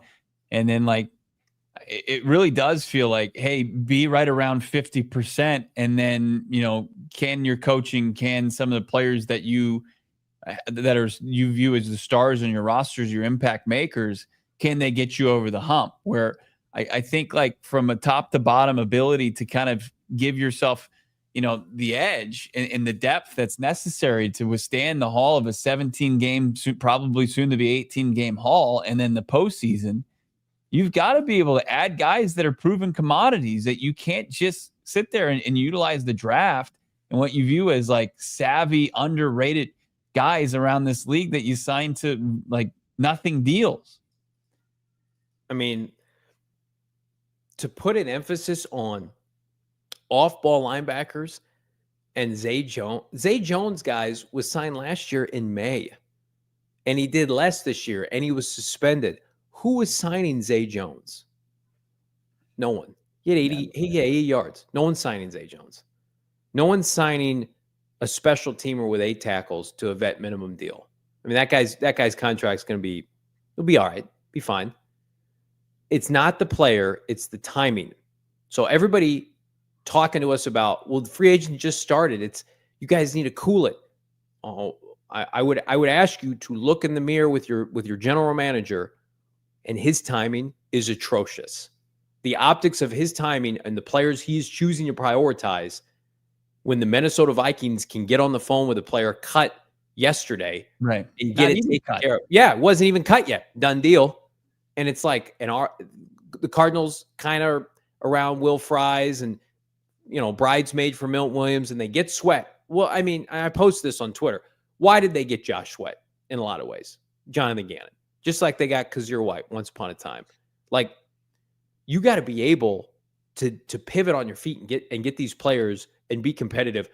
You're going to lose the arms race in the offseason, right? Your coach is keeping you alive during the year and you're overachieving. Gannon, like, he can only do so much. You cannot win with these players up front. You just can't. As my co-host just said, the season's too long. Mm-hmm. You're going to wear down. These are not winning players. These are backups and practice squad guys. Yeah. I mean, where he's had his strength is obviously finding a way to rebuild the offensive line, helping, Gannon, but it's primarily Gannon's department, putting the staff in a position for success. As far as like really finding guys on the defensive front, like he's been devoid of that. Like it hasn't happened. Even with like we have to see something, I think, from Darius Robinson, BJ Ojulari. Like it's become once again a necessity that those guys make a big jump. And you're asking Darius Robinson, who basically missed his entire rookie season, and then you've got BJ Ojulari, who hasn't been healthy in 2. Those are probably unfair expectations at this point. So you like when Jonathan Gannon's sitting there, he's telling us in Indianapolis, like, hey, they came to me and said, what do you think about this guy for $100 million? I was like, I don't like that guy for $100 million. I get that. But the deals that were post like the first wave of free agency, the guys that Johnny just mentioned, whether it's Javon Hargrave or Jonathan Allen or Collins, who signed today, like these are not guys that you're breaking the bank. Like you're overpaying for a season. And that should be enough, because what should be your expectations here in year 3? What did Michael Wilson tell us right after the season? Like the players in that locker room, the coaching staff, they understand the opportunity that was missed. And they felt like they were right there and that they're going to push all their chips in the table, where I don't think that that's being echoed by the front office by its inactivity this offseason. Let's take a look at that inactivity. Damon's got the graphic ready to go. Cardinals free agent tracker, the moves thus far. Let's see it, Damon Dawg. A horror show, if you will, outside of the gold standard there, Josh Sweat. It's shocking to look at. I put this together, and obviously, I've been a little bit kind of off the grid through these first couple of days. Good for you, man. I wish I was off the grid. 4 non-resigns. That's what we're talking about with the second most effective cap space in the league. Putting the Cardinals as the last team on more than half these guys, disgusting. Does Ossenfort understand that they don't have to pay the $76.4 million this season to Josh Sweat? Maybe not. Like, oh, we spent it all. It's all on Josh Sweat. We don't have any more cap space. Like, no, it's spread out over 4 years. You're good. Some of these contracts too, like LJ Collar's not making $4 million this year. He's probably making 2.5. Right. Calvin Beachum probably isn't making 4.5. Same Joey thing with Blunt. Zay Jones. Yeah. These guys are making $1, $2, $3 million max. Vet minimum deals. Jacoby Brissett got real money. He's a backup. These are penny stocks. You pay. This is also in order, by the way. Yeah, probably I think Brewer, Browning. Yeah, this is pretty. Brown. I would say this is in order. Yeah. I mean, you're looking at this with a 16th overall pick and 47th, and what you had last year. Are you a playoff team? I mean, look, you have to get productive. I didn't know. I thought it was rhetorical. I'm asking both you guys. Put that. You're a fringe team, just like you were at the end of last year. You're a coin flip, maybe win 9 games. The Seahawks won 10 games and didn't make the playoffs and swept your ass. Let's look at the list again. Damon, is this a playoff team? I think it's the exact same record as last year. 100%. I don't think that the needle got moved at all. 100%. Like, I see people on Twitter saying, well, you got to give Justin Jones and Bilal Nichols a chance to play. They didn't play last year. Bilal Nichols played, and he was terrible. He was awful. He couldn't move. I remember watching him against the Lions. He looked slow. Just because those guys are going to play doesn't mean they're going to be good. Right. They were not good last year when they played. Justin Jones played 3 games. He was bad. The Lions put him in a blender. Right. Jahmyr Gibbs and David Montgomery destroyed him in the first half. Go put that tape on. They're talking about Justin Jones and Bilal Nichols like they're freaking Aaron Donald. They're not good players. The caveat for Josh Sweat was you were going to spend big on Sweat, but you were also going to add around him. Right. Hargraves, be good elsewhere. I mean, that list, we teased it for an hour. That was worth the wait. That is a disastrous free agency for Ossenfort. I see B saying, laughing emoji, chat is full of panic mode, and we aren't even a month into the season. It's just like this is the time to improve your roster. The last couple days, like you can add over the next couple days, but like the big ticket, the impact making free agents, and look at last off season and the guys that were added and made impacts on their respective teams last season. Most of them were found, like the majority of them were found early in free agency. You're not getting like free agent gems, especially in like a lot of people said this is a down year for free agency in large part because it fell off in terms of the depth, right? Like we knew who the guys were that were, by the way, a lot of that analysis came from before Hargraves and Jonathan Allen and several of these other players, the kid out of Leonard Floyd, those players weren't included, but they got cut. And then what happened? Good teams that are competing for the playoffs, snatched them up right away. So you can't grade on a curve here. Oh, bad free agent class. Well, then the guys that are being cut for money, why aren't we in on those players? Why don't you have the wherewithal to be able to call up their agent and get that deal done with the $50+ million you still have right now? Why isn't Leonard Floyd an Arizona Cardinal? Why didn't you steal him? Why isn't Dre Greenlaw playing inside linebacker for you? Javon Hargrave, who had 11 sacks with Jonathan Gannon. Oh, he's too old. He's not too old for Kevin O'Connell. And Brian Flores, same thing with Jonathan Allen. I mean, I see people in the chat saying there's still time. The only move right now of note that they could make is the nose tackle from Cleveland that was just cut. They just cut him an hour ago. Dalvin Tomlinson. They sign him. I'll say, okay, you're a serious franchise for the moment. Outside of that, you got to make a trade. Outside of that, and I see a lot of that. Like half my comments on Twitter, and I respect it, are people like, it's got to be because there's another move in the works. Are we going to milk that for 3 weeks before the draft? Closer you get for the draft, the closer you get to the draft, the more people are like, I want to keep my assets. I want to keep my players, my picks. I want to know where I stand. If you're going to trade for a player, you got to do it now. Right?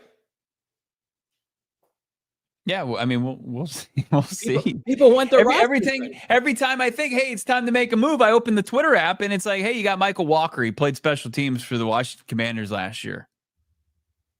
So, excuse me if I'm not like completely in full belief that. Well, no, I'm not saying it's going to happen. I'm saying like if your teams that make trades typically do them now. Yeah, they were getting done last weekend. DK Metcalf. And if the response is, well, nobody will trade with us. They don't want to give up their good players. Okay, then maybe use your money that you had to go sign some players. I get it. Guess why Micah Parsons isn't available? Because he's elite. So go pay a good player, great money, or an above average player, good money, and make your team better. It's like we're stuck with this mindset of, well, you know, this isn't a great deal. But to my co-host's point, Hargraves, you're giving him what equates to a 1-year contract. Jonathan Allen and Javon Hargraves got basically 1-year deals from the Minnesota Vikings. They were front-loaded, but they had like a third of the cap space. Which you have the ability to do, if not more of a capability of doing. You know, we dogged their general manager a lot last offseason, and I'll eat all the crow. He is run circles around Ossenfort. He's a stud. Quessy, he is. Ossenfort has proven since that first trade down for Paris Johnson Jr., it's been pretty average. Have you seen what's going on in LA too? Have you seen the Chargers' lack of moves too? I mean, it's equally as puzzling. But they made the playoffs. They did make the playoffs. They have a Super Bowl caliber head coach, and I love Jonathan Gannon, and I aspire that he will get there. They have a better quarterback. And they made the playoffs last year. The Cardinals went 8-9 and collapsed down the stretch again. That's where I'm at. Harbaugh he's just on a different level. They have Jim Harbaugh, who there were people in this market that didn't want Jim Harbaugh. We won't go into that. 30 super chats. Should we dive into them? Yeah, let's do it. Let's see how positive everybody's been. Let's get it started. Breezy baby, $2. Help me, Sweaty J Kenobi. You're my only hope. Does that Sweaty. Work? Is that enough? Does that match with the lore? Sweaty J in Star Wars lore is probably like a Chewbacca. He's a core character, but he's not the guy. A Kenobi, a Luke Skywalker, a Han Solo. You're looking at a Micah Parsons, a Trey Hendrickson, respectfully. I'm so bored right now. Let's keep it going. Keep it going. I mean, super chats. Still a little bit more entertained than how free agency's gone thus far, though. True. Cardinals are signing Ewoks this week. That's where we're at. They're signing there's Wicket the Ewok on a 2-year deal, vet minimum. Let's keep it going. $2. Plex. Complacency on D is going to help get Kyler booted. I've seen some of this sabotage season, so you can pin it on Kyler Murray. I don't think that's what they're doing, Somebody's saying that. I appreciate the creativity. Bo texted me, what was it, 2 days ago, and said, could they be doing this to just front load a bunch of Kyler Murray's money to pivot off of him? No, I didn't say pivot, but like, but just to get it out of the way. Make his cap hit going forward. Like it's usually the opposite. Not to get rid of him, but just to. Tony, we signed Jar Jar. All the sequel trilogy characters. That's who the Cardinals signed. Monti Ossenfort. Nah, Jesus. I'm not reading that. Come on, Damon. Don't put that on the screen. Sorry, I didn't read it yet. Come on. He's a good man. I'm disappointed in him. It's like when I tell him, I'm not mad, Monty. I'm just disappointed, but I'm also mad. Randy, $5. The free agent crop was a bunch of B guys, not a lot of studs. Is Monty cooking deals rather than free agents and saving his cash for those guys, or am I just coping? There's some cope there. But here's what I'll tell you. Cardinals don't have B defensive linemen. They have F defensive linemen. Their defensive line is Ds and Fs, minus Darius Robinson. And LJ Collier is a C. He's an average player. LJ Collier got what equates to a vet minimum deal. You're a C player. Just the contract tells you what the rest of the league think about you. Mm-hmm. They have D and C and F players. Super chats continue here. How about poverty owner, poverty GM? This team kills dreams and happiness. Pure embarrassment to be a fan. Season dead. Put up the headstone. Thank you, JP. I want get that positive Shady Rays graphic on the screen with that super chat. I want better for Jonathan Gannon, but I'm gonna get summoned into somebody's office tomorrow. Like, can you tell me what the F this was all about? How did this go horribly wrong? We're doing a make good for Shady Rays. It's coming. What's gonna happen, Johnny, is there's gonna be it's gonna be a meeting where we all should be in it, but it'll just be Bo. We'll get Bo 3-on-1 with the sales team. Those are his favorite things to do. Drop a like, by the way. We're a little light on likes. You guys are helping the show. Got to get the word out there. The Cardinals are asleep. Reezy baby, 2,200 people here. Just one little click, one little swift move of the mouse, and you're helping us exponentially. Yeah, keep it going though. Reezy baby, $5. Both. Thank goodness we didn't pay Milton Williams $30 million a year. We could only roll over $20 million next year. True. That rollover, like, you remember when you back when you used to have rollover minutes on your cell phone? Monti Ossenfort was probably huge on that. He was probably king of rollover minutes. He's probably using one of those cell phones right now, Monti Ossenfort, with the slider phone. He's got a Nokia slider. Mom, are you in trouble? Don't I can't talk right now. I got to roll over minutes to April. No, I can't. He was king of the rollovers. Mr. B won't give me any more minutes on my work phone. Charlie Sinclair, $4.99. Both our fan bases are going through it right now. Sinclair, our friend of the program, resident Charger fan. Mm-hmm. We just got to face reality. Our GMs are draft pick merchants. They believe in the draft only, it seems. Charlie, with respect, my friend, you have Jim Harbaugh and you made the playoffs last year. The Cardinals have not made the playoffs since 2021, and they have not won the division since 2015. But I get it. It's tough, especially when you're in a division with KC. It is just shocking that from both those teams, right? Like, where it's like you guys have young quarterbacks, you have rosters that are young and need, the supplement of free agents that are ready to win now. And it's just like, what are you doing? Who are you saving it for? I mean, but they did. I mean, they crushed their draft last year. The Chargers. McConkey. I mean,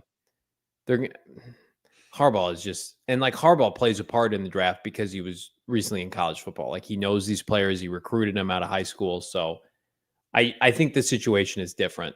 I'm not making excuses. I just think it's a little bit different. Jamie McVay says, need Dennis Gardeck back. Guy never quits. If that happens, I will quit the show. ID the Mike 91. I think Dennis Gardeck is focused. He's focused on getting healthier. And then I think once he gets closer to play, he tore his ACL near the end of October. I think his surgery was probably late October, early November. So his timeline, he's got to get healthy first. Just like DJ Humphries coming back this past year, Dennis Gardeck needs to get healthy first, and then you can start talking to him about coming back.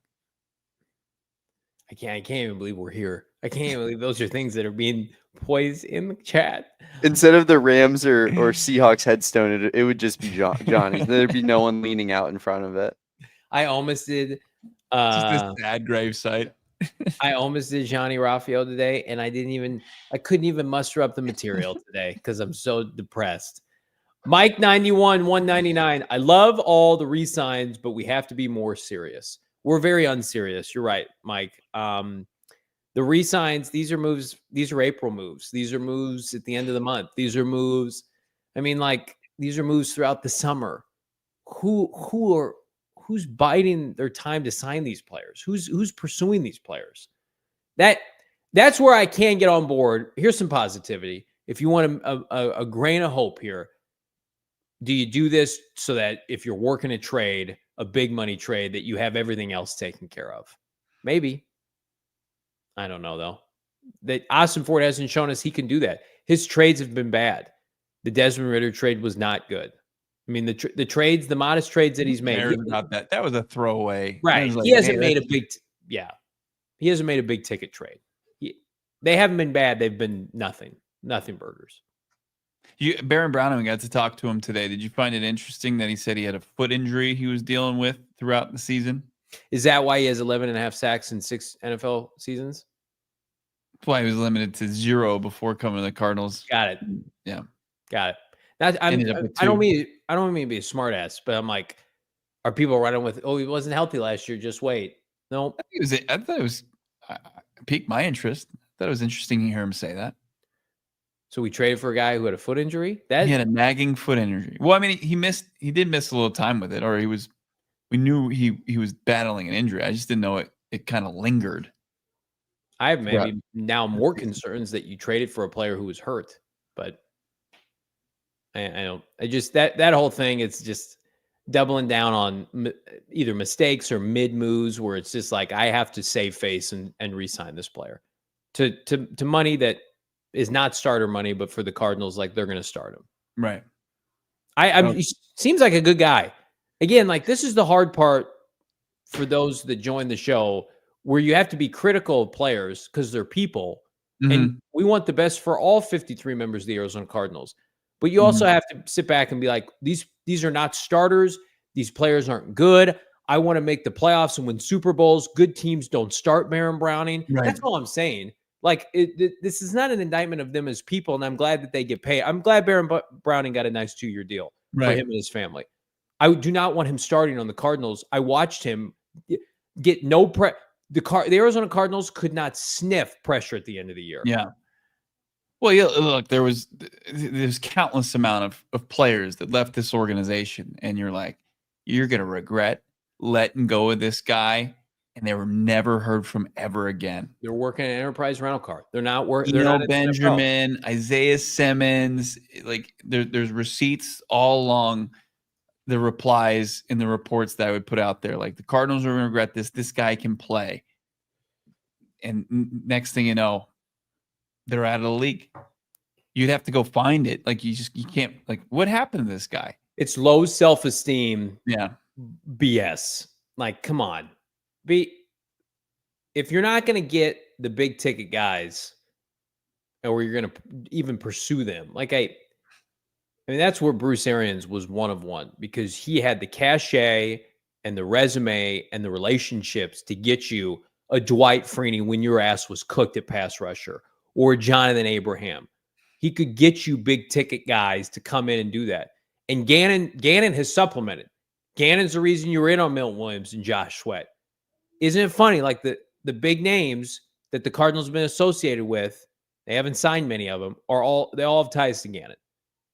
Like, Ossenfort and his people, do we have a pro scouting department that can say that player would be great for us? He's a great player. We need to get enough money. That's what Dana wanted us to ask Ossenfort. I failed Dana. That up, Dana. It was a great question. It's something that needs to be asked going forward. Their pro scouting is failing them right now. Joey Kennedy, 199. Back to the fast, gents. There's been a lot of this where people think we should go back on our fast because this week's been a disaster. I'll never go back. I mean, are you willing to do anything drastic? No, because I don't want this team to take away any more of my joy. It's like, why? I'm depressed now. I should be able to eat sweets. That's what this is about. Yeah. We're in mourning. Yeah, this is traumatic. Why do I want to put more like sadness in my psyche here? Cruz, only thing it could save us, or like Trey Hendrickson, Jeffrey Simmons, something on that level at this point. I'd take a Mekhi Becton right now. I would. Yeah. I'm so gross. That's what I would accept right now. It's like fast food free agency. Give me a Mekhi Becton, extra fries, and a Coke. Yeah, it's 11:30 at night. Yep. Give me one Amari Cooper. Can I double size that? Yeah, give me what's the kid from Cleveland? What's his name? Dalvin Tomlinson. Give me a Dalvin Tomlinson with extra cheese and onion that rings. Would hit so hard right now. Damon was searching for those on the strip at like 3:30 in the morning. It's like, I need a Dalvin Tomlinson with extra cheese right now. You guys went to Denny's at 6 in the morning. Same vibes. Yep. Do you guys want to go to the 5-star restaurant and get a Javon Hargraves? No, I'm just going to do drive-through and go Dante Fowler. That Denver omelet you got at 5 in the morning. It was probably special. Steak and eggs. There you go. Cruz, $4.99. You have to feel bad for JG, 100%. Monty thinks he's the smartest guy in the room. Just trust the process, guys, when he drafts a tight end in round 2. So that's a great point. They used the top 100 player on a blocking tight end. Everybody thought it was cute, and they loved it. And again, it's a shtick on our show. How's that look now for team building? When you sit out free agency for the 3rd straight year and you got to use the top 100 player on a 3rd tight end. I mean, when you're about to pay Trey McBride generational wealth, it's horrible optics. And here's something I'm going to tell you about Ossenfort right now is that he came into a very precarious position because Steve Keim was universally hated at the end. Mm-hmm. And it was a very low bar to clear. Like, what's going to be the perception of Ossenfort if they don't make the playoffs this year? And it's because of talent once again. Like, what kind of grace is he going to get? Here is when you build cachet, right? You get a Trey Hendrickson and you don't make the playoffs. It's like, well, they left it all out there, right? You get a Micah Parsons, you trade for a Jeffrey Simmons, whatever you do. You sign Milt Williams and Josh Sweat. It's like you had the tools. What's in your toolbox? You got a lot to work with. When you're putting your coach out there for a 3rd straight year with a dog meat defensive line, right? People are going to come after you, right? Sitting there holding the flashlight, giving tools to dad, fixing the car, and keeps handing him the wrong wrench, the wrong screwdriver. Digital Dust puts it in the chat. Great point. 0 defensive touchdowns last year. And it's not because Nick Riles and Jonathan Gannon don't know what the hell they're doing. It's because they don't have good players. They don't have good players on defense. In a phantom 2-minute warning call. Yeah. Keep it going here. What do you got? Short stacked Goblin. Been saying for a while, Monty is super mid. You're right. You're being proven right now. No playoffs, under 500 through 2 years. No acquired Pro Bowl, all pro players in free agency. No drafted Pro Bowlers yet. That's his resume. You can spin the trajectory of they doubled their win total. I like where that team is headed. Blah, blah, blah, blah. The Seahawks won 10 games. The Rams were in the divisional round. And Kyle Shanahan's been to multiple Super Bowls with John Lynch. It's like at some point, it's got to be more about the feels. Oh, I got the feels about nope. What have you done? You haven't done anything. What's the most iconic moment of the Monti Ossenfort era? Either the trade down to get Paris. That's probably it. There's no doubt about it. Holding the line. What did we? Well, that was a special moment. It's in its own right. But what created the lore of Monti Ossenfort that we felt like, this is the guy. This is the guy. What was so great about that video? He was aggressive. Just haven't seen it. What happened to that guy? Where is he? Is he in there somewhere? Or was that guy just... I can't believe that. Was he the flash in the pan? That's not the same guy that's signing Zay Jones on day 2 of free agency. That's not him. That's not the same guy that's doing special teammate tackle guy on day 3 of free agency. Who are you and what have you done with my sweet Monty? With Monti Ossenfort. Gannon, I $4.99. That to him? Do I need to just show up to a press conference and say, where is this guy? Yeah. Where's he? Is he in there? Montefiore, is he in there? Someone's finally asking the big J questions. Blink twice if you're all right. It's not. No, it's not even a question. It's just, hey, are you okay? Where's our special guy? Who wrote these contracts last year? Gannonite, $4.99. Couldn't stay for live, but had to ask, what the F are we doing? That's a great question. Love you, Gannonite, friend of the show. I couldn't tell you. Yeah. Couldn't tell you. We're going to have Mike Garofalo join us, but it's going to be next week. We should have, you know what? We should have upped Mike's quantity this month. We need Mike Garofalo yesterday. We need Mike Garofalo now. We may not make it to next Thursday when Mike's on with us or whenever that is. Just take Gannonite's question and just verbatim. Mike. Excuse me, Mike. What are the Cardinals doing? JP, $4.99. Never apologize for being negative on this team. It's the same thing every year. This fan base is tired of accepting mediocrity. Well, we appreciate that. And again, I'm a positive guy. Bo's incredibly positive. So is Damon. We love this franchise. We cover it every day. When you have this kind of embarrassing showing, like, we're going to call you out. We're not buddies, despite the grief that we give Bo. We're not buddies with the players. We don't have an agenda. Like, if they underperform or the Cardinals give money to bad players or they look like they're not being aggressive, we're going to call them out. Just like Gannon. Gannon would expect us, if Gannon blows a game in the fourth quarter, has a bad timeout, there's a bad play call, you got to rip the head coach. And he understands that. Welcome to the NFL, where it's a cutthroat business. When these moves are not worth praising, and I would question anybody's acumen right now that's doing that. I would question their football acumen when they're selling you that kind of propaganda. You guys deserve better than that. All 2,400 of you right now. Let's keep it going. Who else we have? Charlie Sinclair back Only in it. 21 more super chats to go. $4.99. I think Monty has a set number of years he's willing to pay a player, and doesn't move off of it. Either take it or leave it. In his head, he won't overpay. No doubt about it. That's what I think is the main sticking point when you look at the Milton Williams, when you look at Will Fries. I think he's got the years in mind. He's got the number in mind, and he is not moving off of it. The years is not an issue because Hargraves and those guys got 2-year deals. But like with Will Fries, I guarantee he didn't want to give him a 5-year deal. Like, that's a bad contract. Like I don't care about Will Fries. I don't care about guards. Their defensive line is awful. Mm-hmm. There were guys that you could have signed. Well, I think with Hargrave and Allen, to Sinclair's point, and my point is, it was probably the number. He wasn't willing to reach the number that those guys got. I also maybe think he wasn't even in the conversation because he hasn't built those relationships yet. I think we have to question that right now. Fair. Like the Vikings snatched him up like that. I know. I mean, we opened up our phones to find out that Kwesi was having in Jonathan Allen the morning of tampering. Hey, Cardinals, do that. Yeah. Right. Hargraves loves Jonathan Gannon. Gannon and Fletcher Cox, it's famously out there, did not vibe well. Guess who he loved? The guy who had 11 sacks en route to the Super Bowl. You couldn't get his agent on the phone. You didn't have the awareness to say, hey, keep me in touch. He's got a big cap number. Let us know if they're going to release him. We're going to be all about that. Again, probably got smart asses on Twitter in this market talking about scheme fit for a guy who had 11 sacks. It's like, come on now. Those are scenarios where let's not let the franchise off the hook there. Can we not?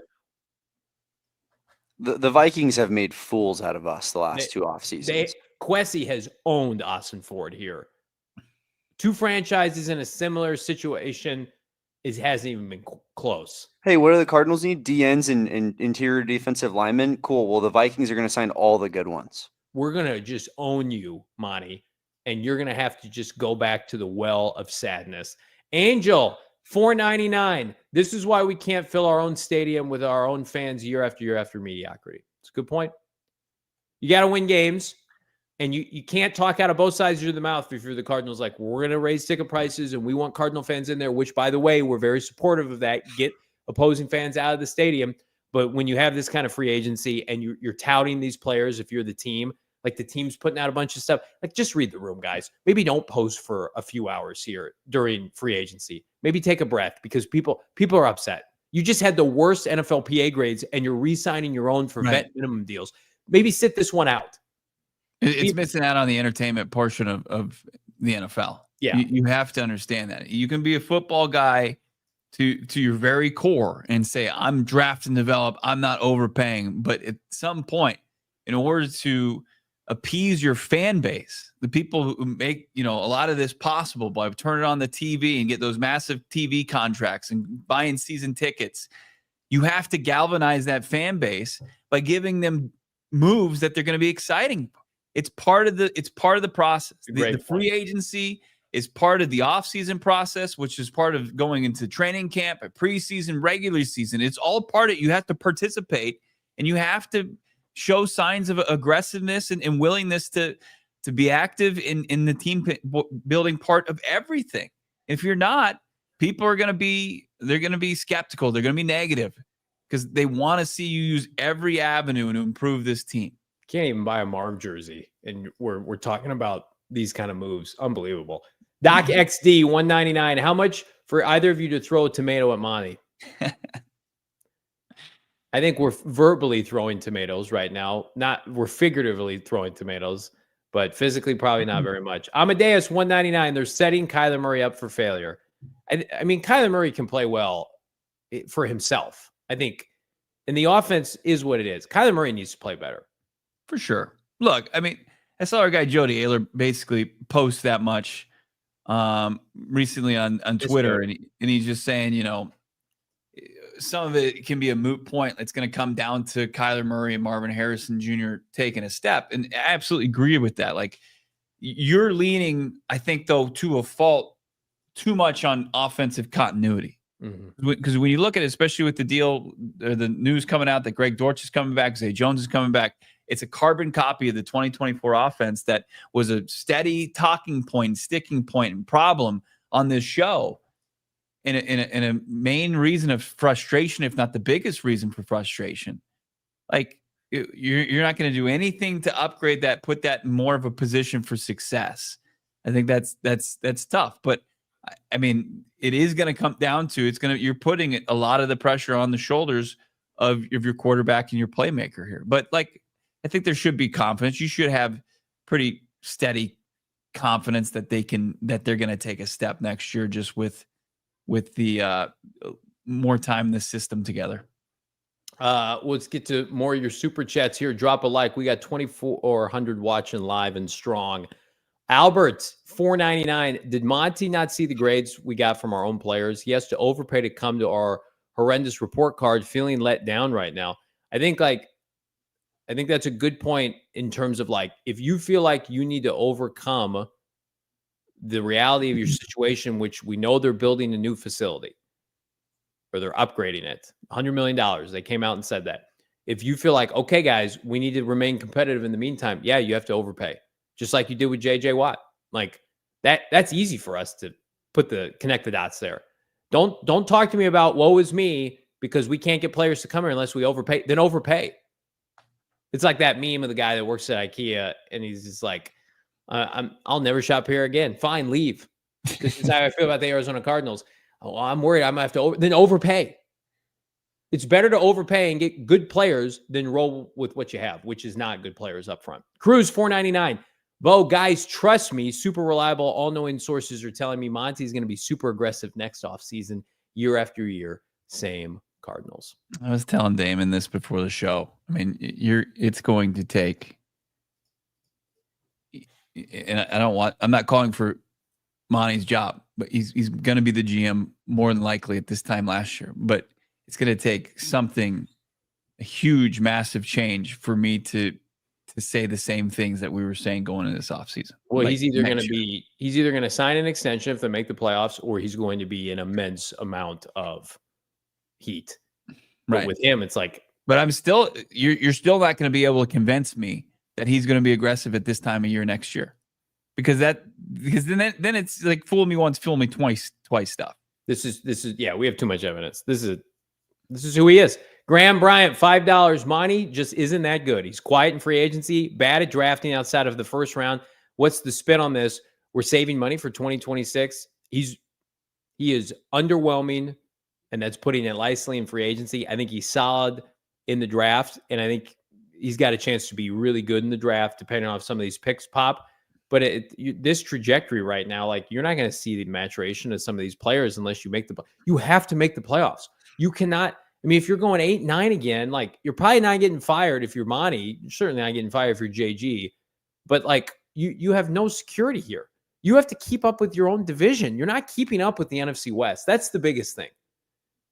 Like, the Houston Texans are trading away their offensive line. They're rebuilding their defense because they know CJ Stroud runs circles around the other quarterbacks in the division. Daniel Jones with the Indianapolis Colts. Titans don't have a QB. Jags are a disaster. You can screw around there. Like, you got to draft, and you got to be aggressive and sign players for your own division.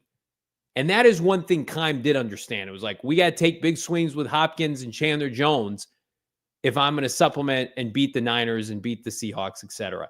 Dana R, $2. After free agency, zero confidence in Monty's trench evaluations. 100% agree. 100% agree. How about AZA jumping in for $25? Is that from Quib? What do we got here? Would you draft Will Johnson if he falls to 16? Would you take the corner out of Michigan? No. JP, can you imagine if we got to 16 and they also don't invest in the defensive front seven? He's taken too many corners. If you're not going to sign, how many corners is he taken? Garrett Williams, Max Melton. He's taking too many. No more corners. Jones. No more corners. JP 199. At least we have that cotton candy burrito for $15. I need a sugar rush. Easy Money Chubbs, friend of the program, $4.99. Monty is Uncle Rico in the supermarket when Napoleon is trying to buy markers and the variety bags of chips. Yeah, it's just, he's got a stigma and the hard part is he's only made available like twice a year, which is an indictment on how often the Cardinals make him of it. Like, he has to answer, like, why do you have this money if you're not going to spend it? What are you going to do with this money? Josh, $10. I think it isn't a terrible free agent group, but I'm also 99% sure they are pushing for a trade. I think with this D-line will be better. I'm not losing hope this early in the year. I'll save that for November. I think the only thing to save the offseason right now is a trade. If he comes out, makes a trade, and extends a player, and we can all say, I'll open this show, I'll apologize and beg for forgiveness. But I also think we're in the right because he hasn't shown an ability to do that. This isn't Howie Roseman. Like, you have to be able to like, there's a first time for everything, I guess. But does anybody think that that's coming right now? I'm very skeptical. I'll probably get back on board during like day one of the draft. Brian P, what would Jeffrey Simmons cost? A second or a third? Just haven't heard anything that Jeffrey Simmons is available. So you'd have to start to look at it. I would imagine day 2 pick is the ballpark for a player of that caliber. Maybe 2 threes. Scott Woodcock, $4.99. Thank you, Scott. At this rate, Kyler's going to be 30 before Ossenfort has accumulated enough talent for this team to make any noise in the playoffs. Fair assessment. 6 seasons, 1 playoff berth, 1 and done. Again, Vikings, Quessy, JJ McCarthy, bust-proof roster. Cardinals, watch the Cardinals and Kyler Murray struggle in the second half. Let's just do everything the same. Does that sound like a winning formula? Josh, $5. I get the defense deserves more killers, but saying the defense was the problem last year, we need to remember the offense lost 5 games for the team. But again, we're hoping that the offense can take a step forward, but what happens if they don't? Like, the excuse should not, they have money, guys. The excuse should not be, well, the offense blew it, which they did last year. So let's just not upgrade the weaknesses of our team. You have a defensive head coach. Maybe make your team a defensive team. If Kyler Murray has limitations, make your team a defensive team. Russell Wilson, the corpse of Russell Wilson and Justin Fields made the playoffs in the AFC North. Do that. No one cares how you get there. Get to the playoffs. Yeah. Who's this from? $10? Is it PHX? Die Money. Eddie Money. Yeah, Eddie Money 1. Longtime Card fan since Sun Devil Stadium days. I appreciate you telling like it is and not trying to gaslight. We need a good product on the field. Tired of opposing fans filling our stadium. I want Gannon, Eddie, to see a full stadium. He deserves that. But I'm with people like, if you're frustrated with the team, I mean, like, they need to be in a position where they reward this fan base. Reward this fan base for their patience, immense amount of patience every offseason. But thank you. That's very generous super chat, Eddie. Slade $4.99. I'm coping with room in the budget. Monty will make a big trade or front load a McBride extension. Did y'all feel more optimistic last offseason or not? Last offseason, easily. Last offseason, Kyler Murray played well, and you had Marvin route. I don't even know how that would work. With Trey McBride's under contract for next season. So I mean, unless you're going to give a bunch of his bonus money and he's just going to making a decent salary going, I don't think that Trey McBride's extension is going to factor into 2025 cap. 5'4" or 4.54 was casual maybe. Yeah, Kazul. There we go. Monty is not getting good players because Johnny keeps calling him Ossenfort. Stop it, please. No, I won't. Ossenfort. Monty Ossenfort. I don't like how that sounds. You do know that. That is his name, right? Yeah. Brian, $5. Bo, if you ask that question to Mo, $50 super chat with your name on it. If you ask $50 and I just flushed my career down the toilet. I mean, it's that way anyway. Can it be bought? Can it be bought? Connor, $4.99. Just remember, most free agents are fool's gold. Monty has drafted well. The best front seven players are available in the draft. Don't panic, bros. That I understand that. The Vikings showed you that and the Texans last year. Jonathan Grenard, Daniil Hunter were both available. They both were on playoff teams, and they both made the Pro Bowl and had double-digit sacks. Like, even the Packers spent $70+ million on a guard this offseason. Like, the days are gone where you can sit out free agency, right? Yeah. And the Cardinals roster isn't like a tweak away from playoffs. You needed 3 to 4 meaningful acquisitions to at least get you in a position to compete with the Rams. That's why you have money, because you don't have good players under contract right now. That's why you have money. Jonathan Grenard had 12 sacks. Andrew Van Ginkel, I think he was all pro. He had 11.5 sacks. Anybody could have had him. He's just out there. Those were the two names that we specifically had highlighted all offseason, essentially. And we want these guys. A lot of free agency, Connor, is fool's gold. No doubt about it. But there's a group of players that can help supplement your roster, can be impact makers. Our guy Donnie picking spreads, $4.99. I get we're upset, guys. You know it just as well as me. The draft is loaded with defensive line tackle Walter Nolan, Kenneth Grant, Mike Green, James Pierce Jr., Mikael Williams, Shamar Stewart. Monty knows this. Are any of those players helping you win the NFC West against the LA Rams next season? Well, somebody's got to make a Jared Verse type impact. No, those are easy. That's easy. We're banking on the Cardinals drafting the defensive player of the year for rookies at pick 16. Yeah. Problem solved. Great. Let's do that. Or, like most situations, Marvin Harrison Jr. needs a year. Darius Robinson needs a year, right? These guys, give them 12 to 18 months. Marcus Golden was a non-factor as a rookie. Then his second year, he developed. Cardinals need players now, Donnie, to be able to help them win games. Go back to last year against Buffalo. You had that team beat. Then guess what? You couldn't rush the passer. Jared Goff couldn't rush the passer. Jordan Love, disaster class. Jaden Daniels, atrocious. Like, no one wants to hear about developmental picks for 26, 27. Right. Guess what? You had that window. It's gone now. Goodbye. Yeah, I mean, look, our main point is, we're confident that they're going to be able to add to this defensive line with building blocks and impact makers down the line. They need help, because right now it's going to be them and the same collection of guys it's been, the last two seasons. Amadeus, $4.99. Just, I got a first-time season tickets because I thought the Cards were going to spin and make this the year.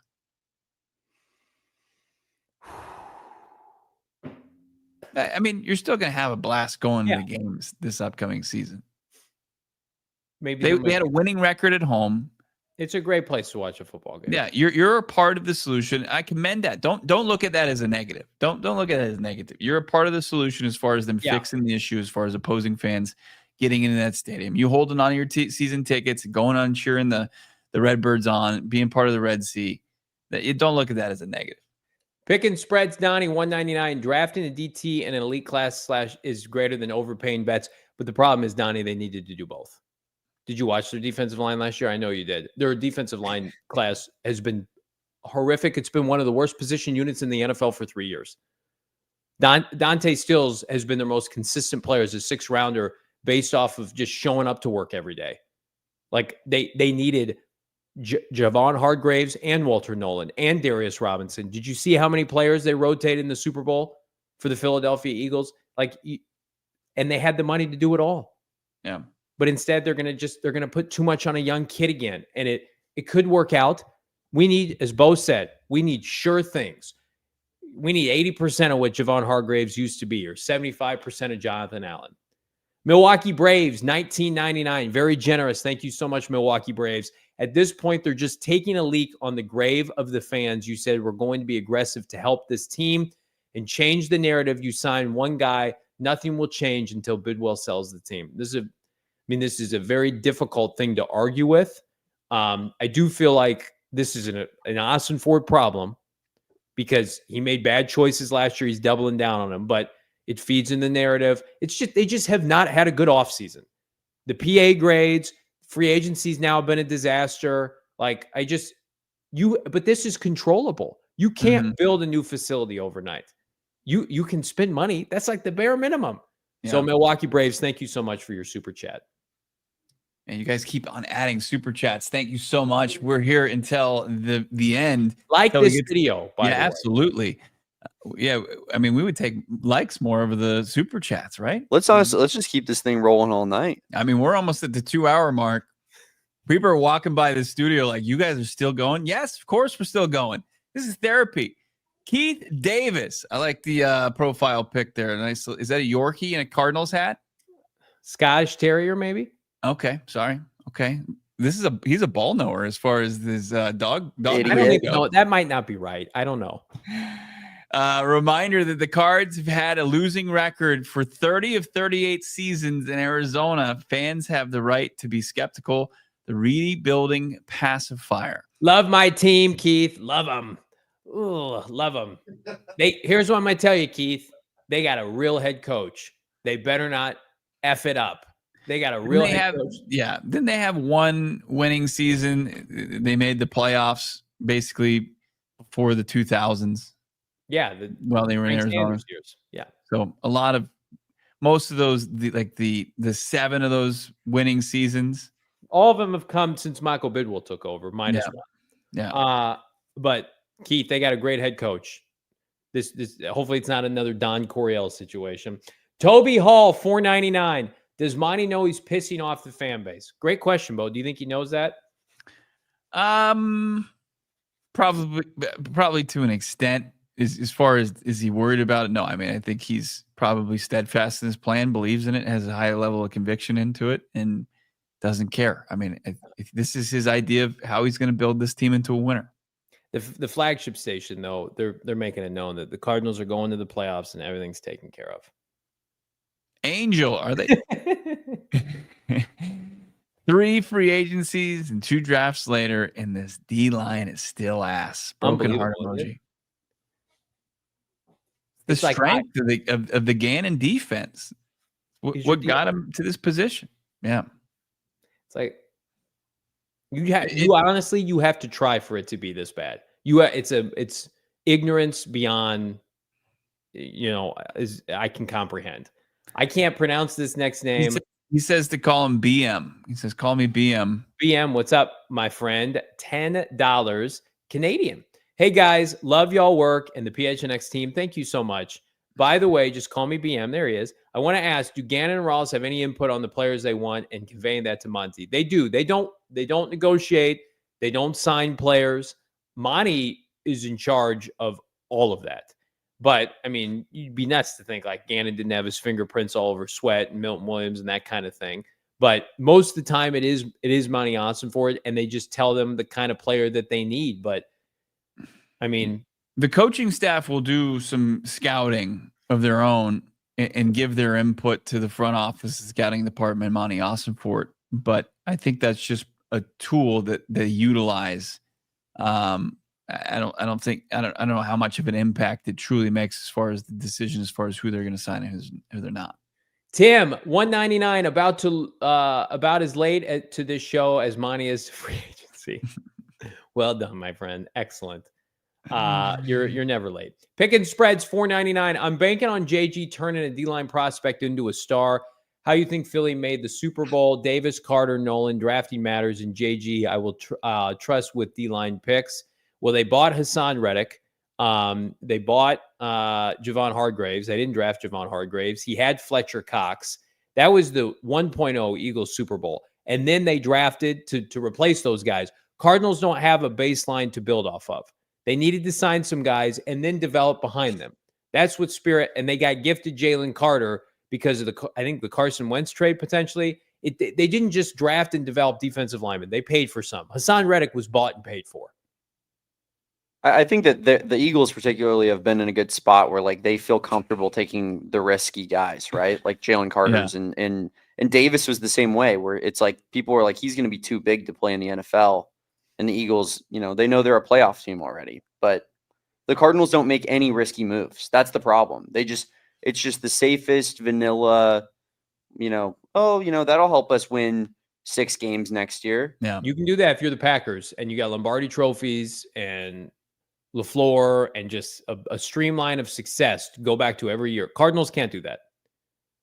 Illidre 999, best podcast hands down, preventing me from going to psychiatric ward for this free agency. We appreciate you, Illidre, friend of the program.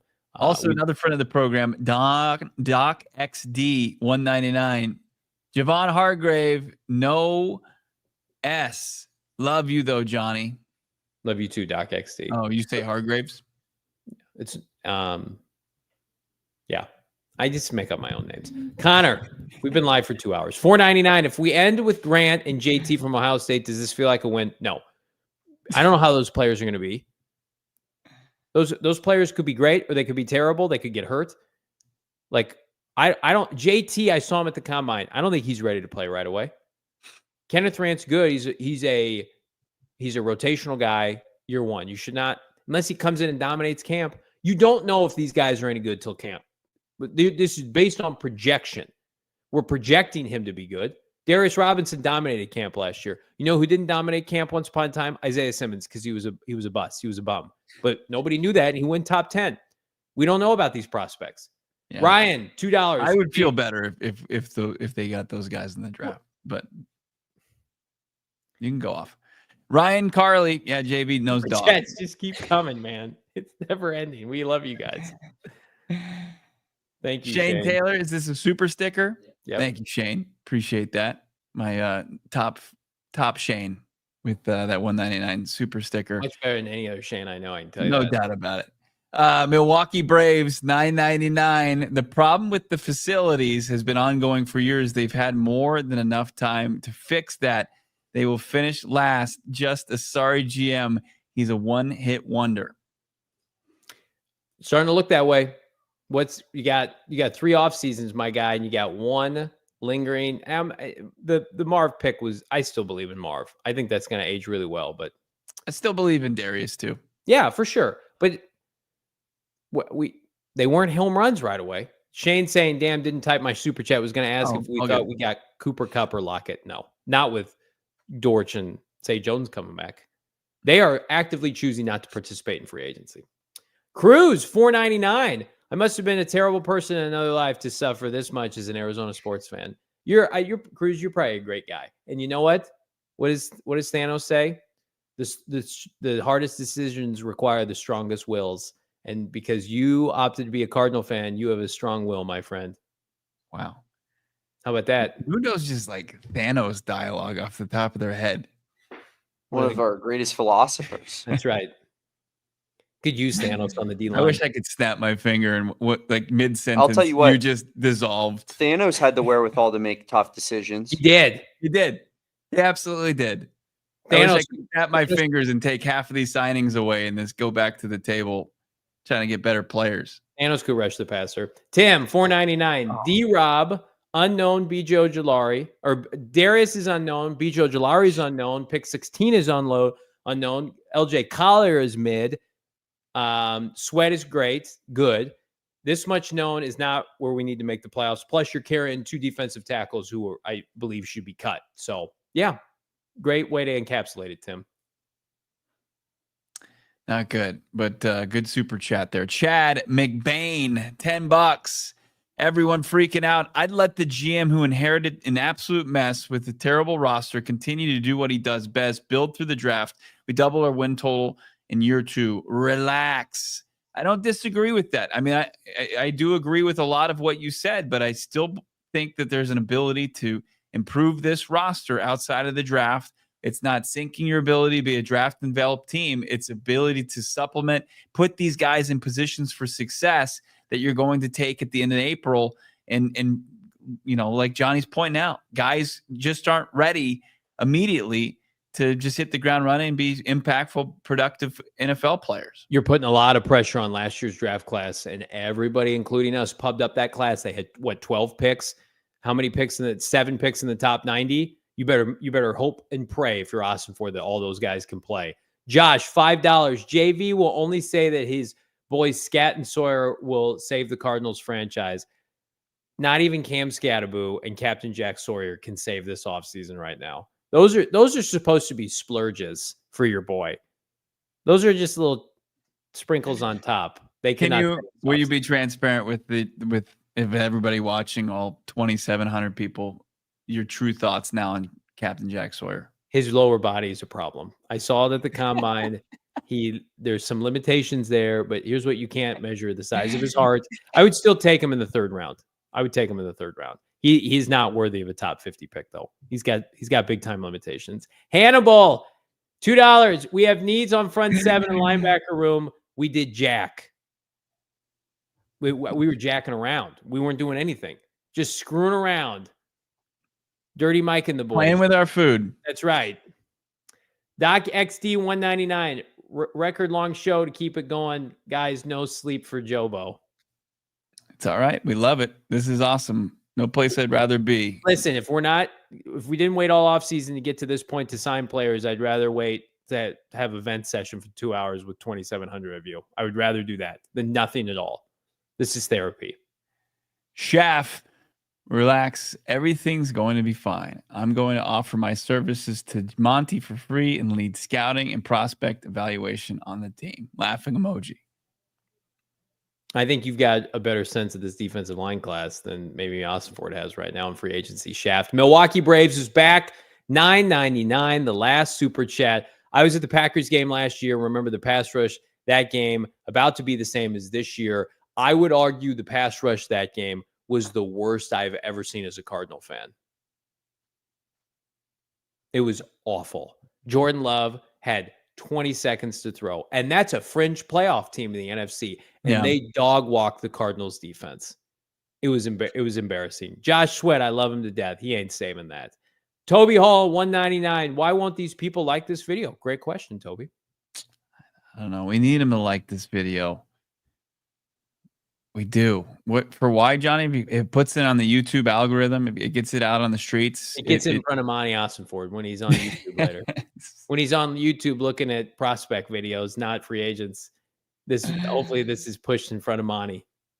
Over 500 people tuning in on YouTube. Over 2,600 people in total watching this. Thank you so much tuning into this therapeutic session here of Cardinals free agency, the tangled web that they've woven right now, and just not much talent has come into the organization. Been minimal exit, but with a team that needs to make some noise in 2025, are they going to be able to do it with what they have as far as could make this 53? There's a lot of guys with that need to have huge seasons, and they need to be, surrounded by talented players, and right now still lacking in some key positions. I'm going to get you out of here on this. Yes or no? Is free agency over? Sans a corner for the Arizona Cardinals. Is free agency done? No, I don't think so. There's still money to be spent, a pretty absorbent amount of money.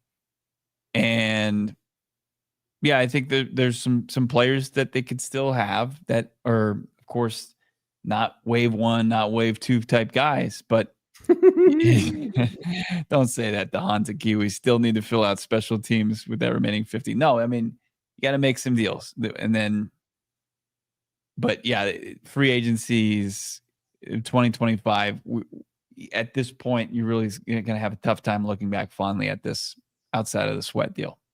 Like this video, look fondly on this video, over 2 hours of grinding. We're excited about what we got going on at GoPHNX.com.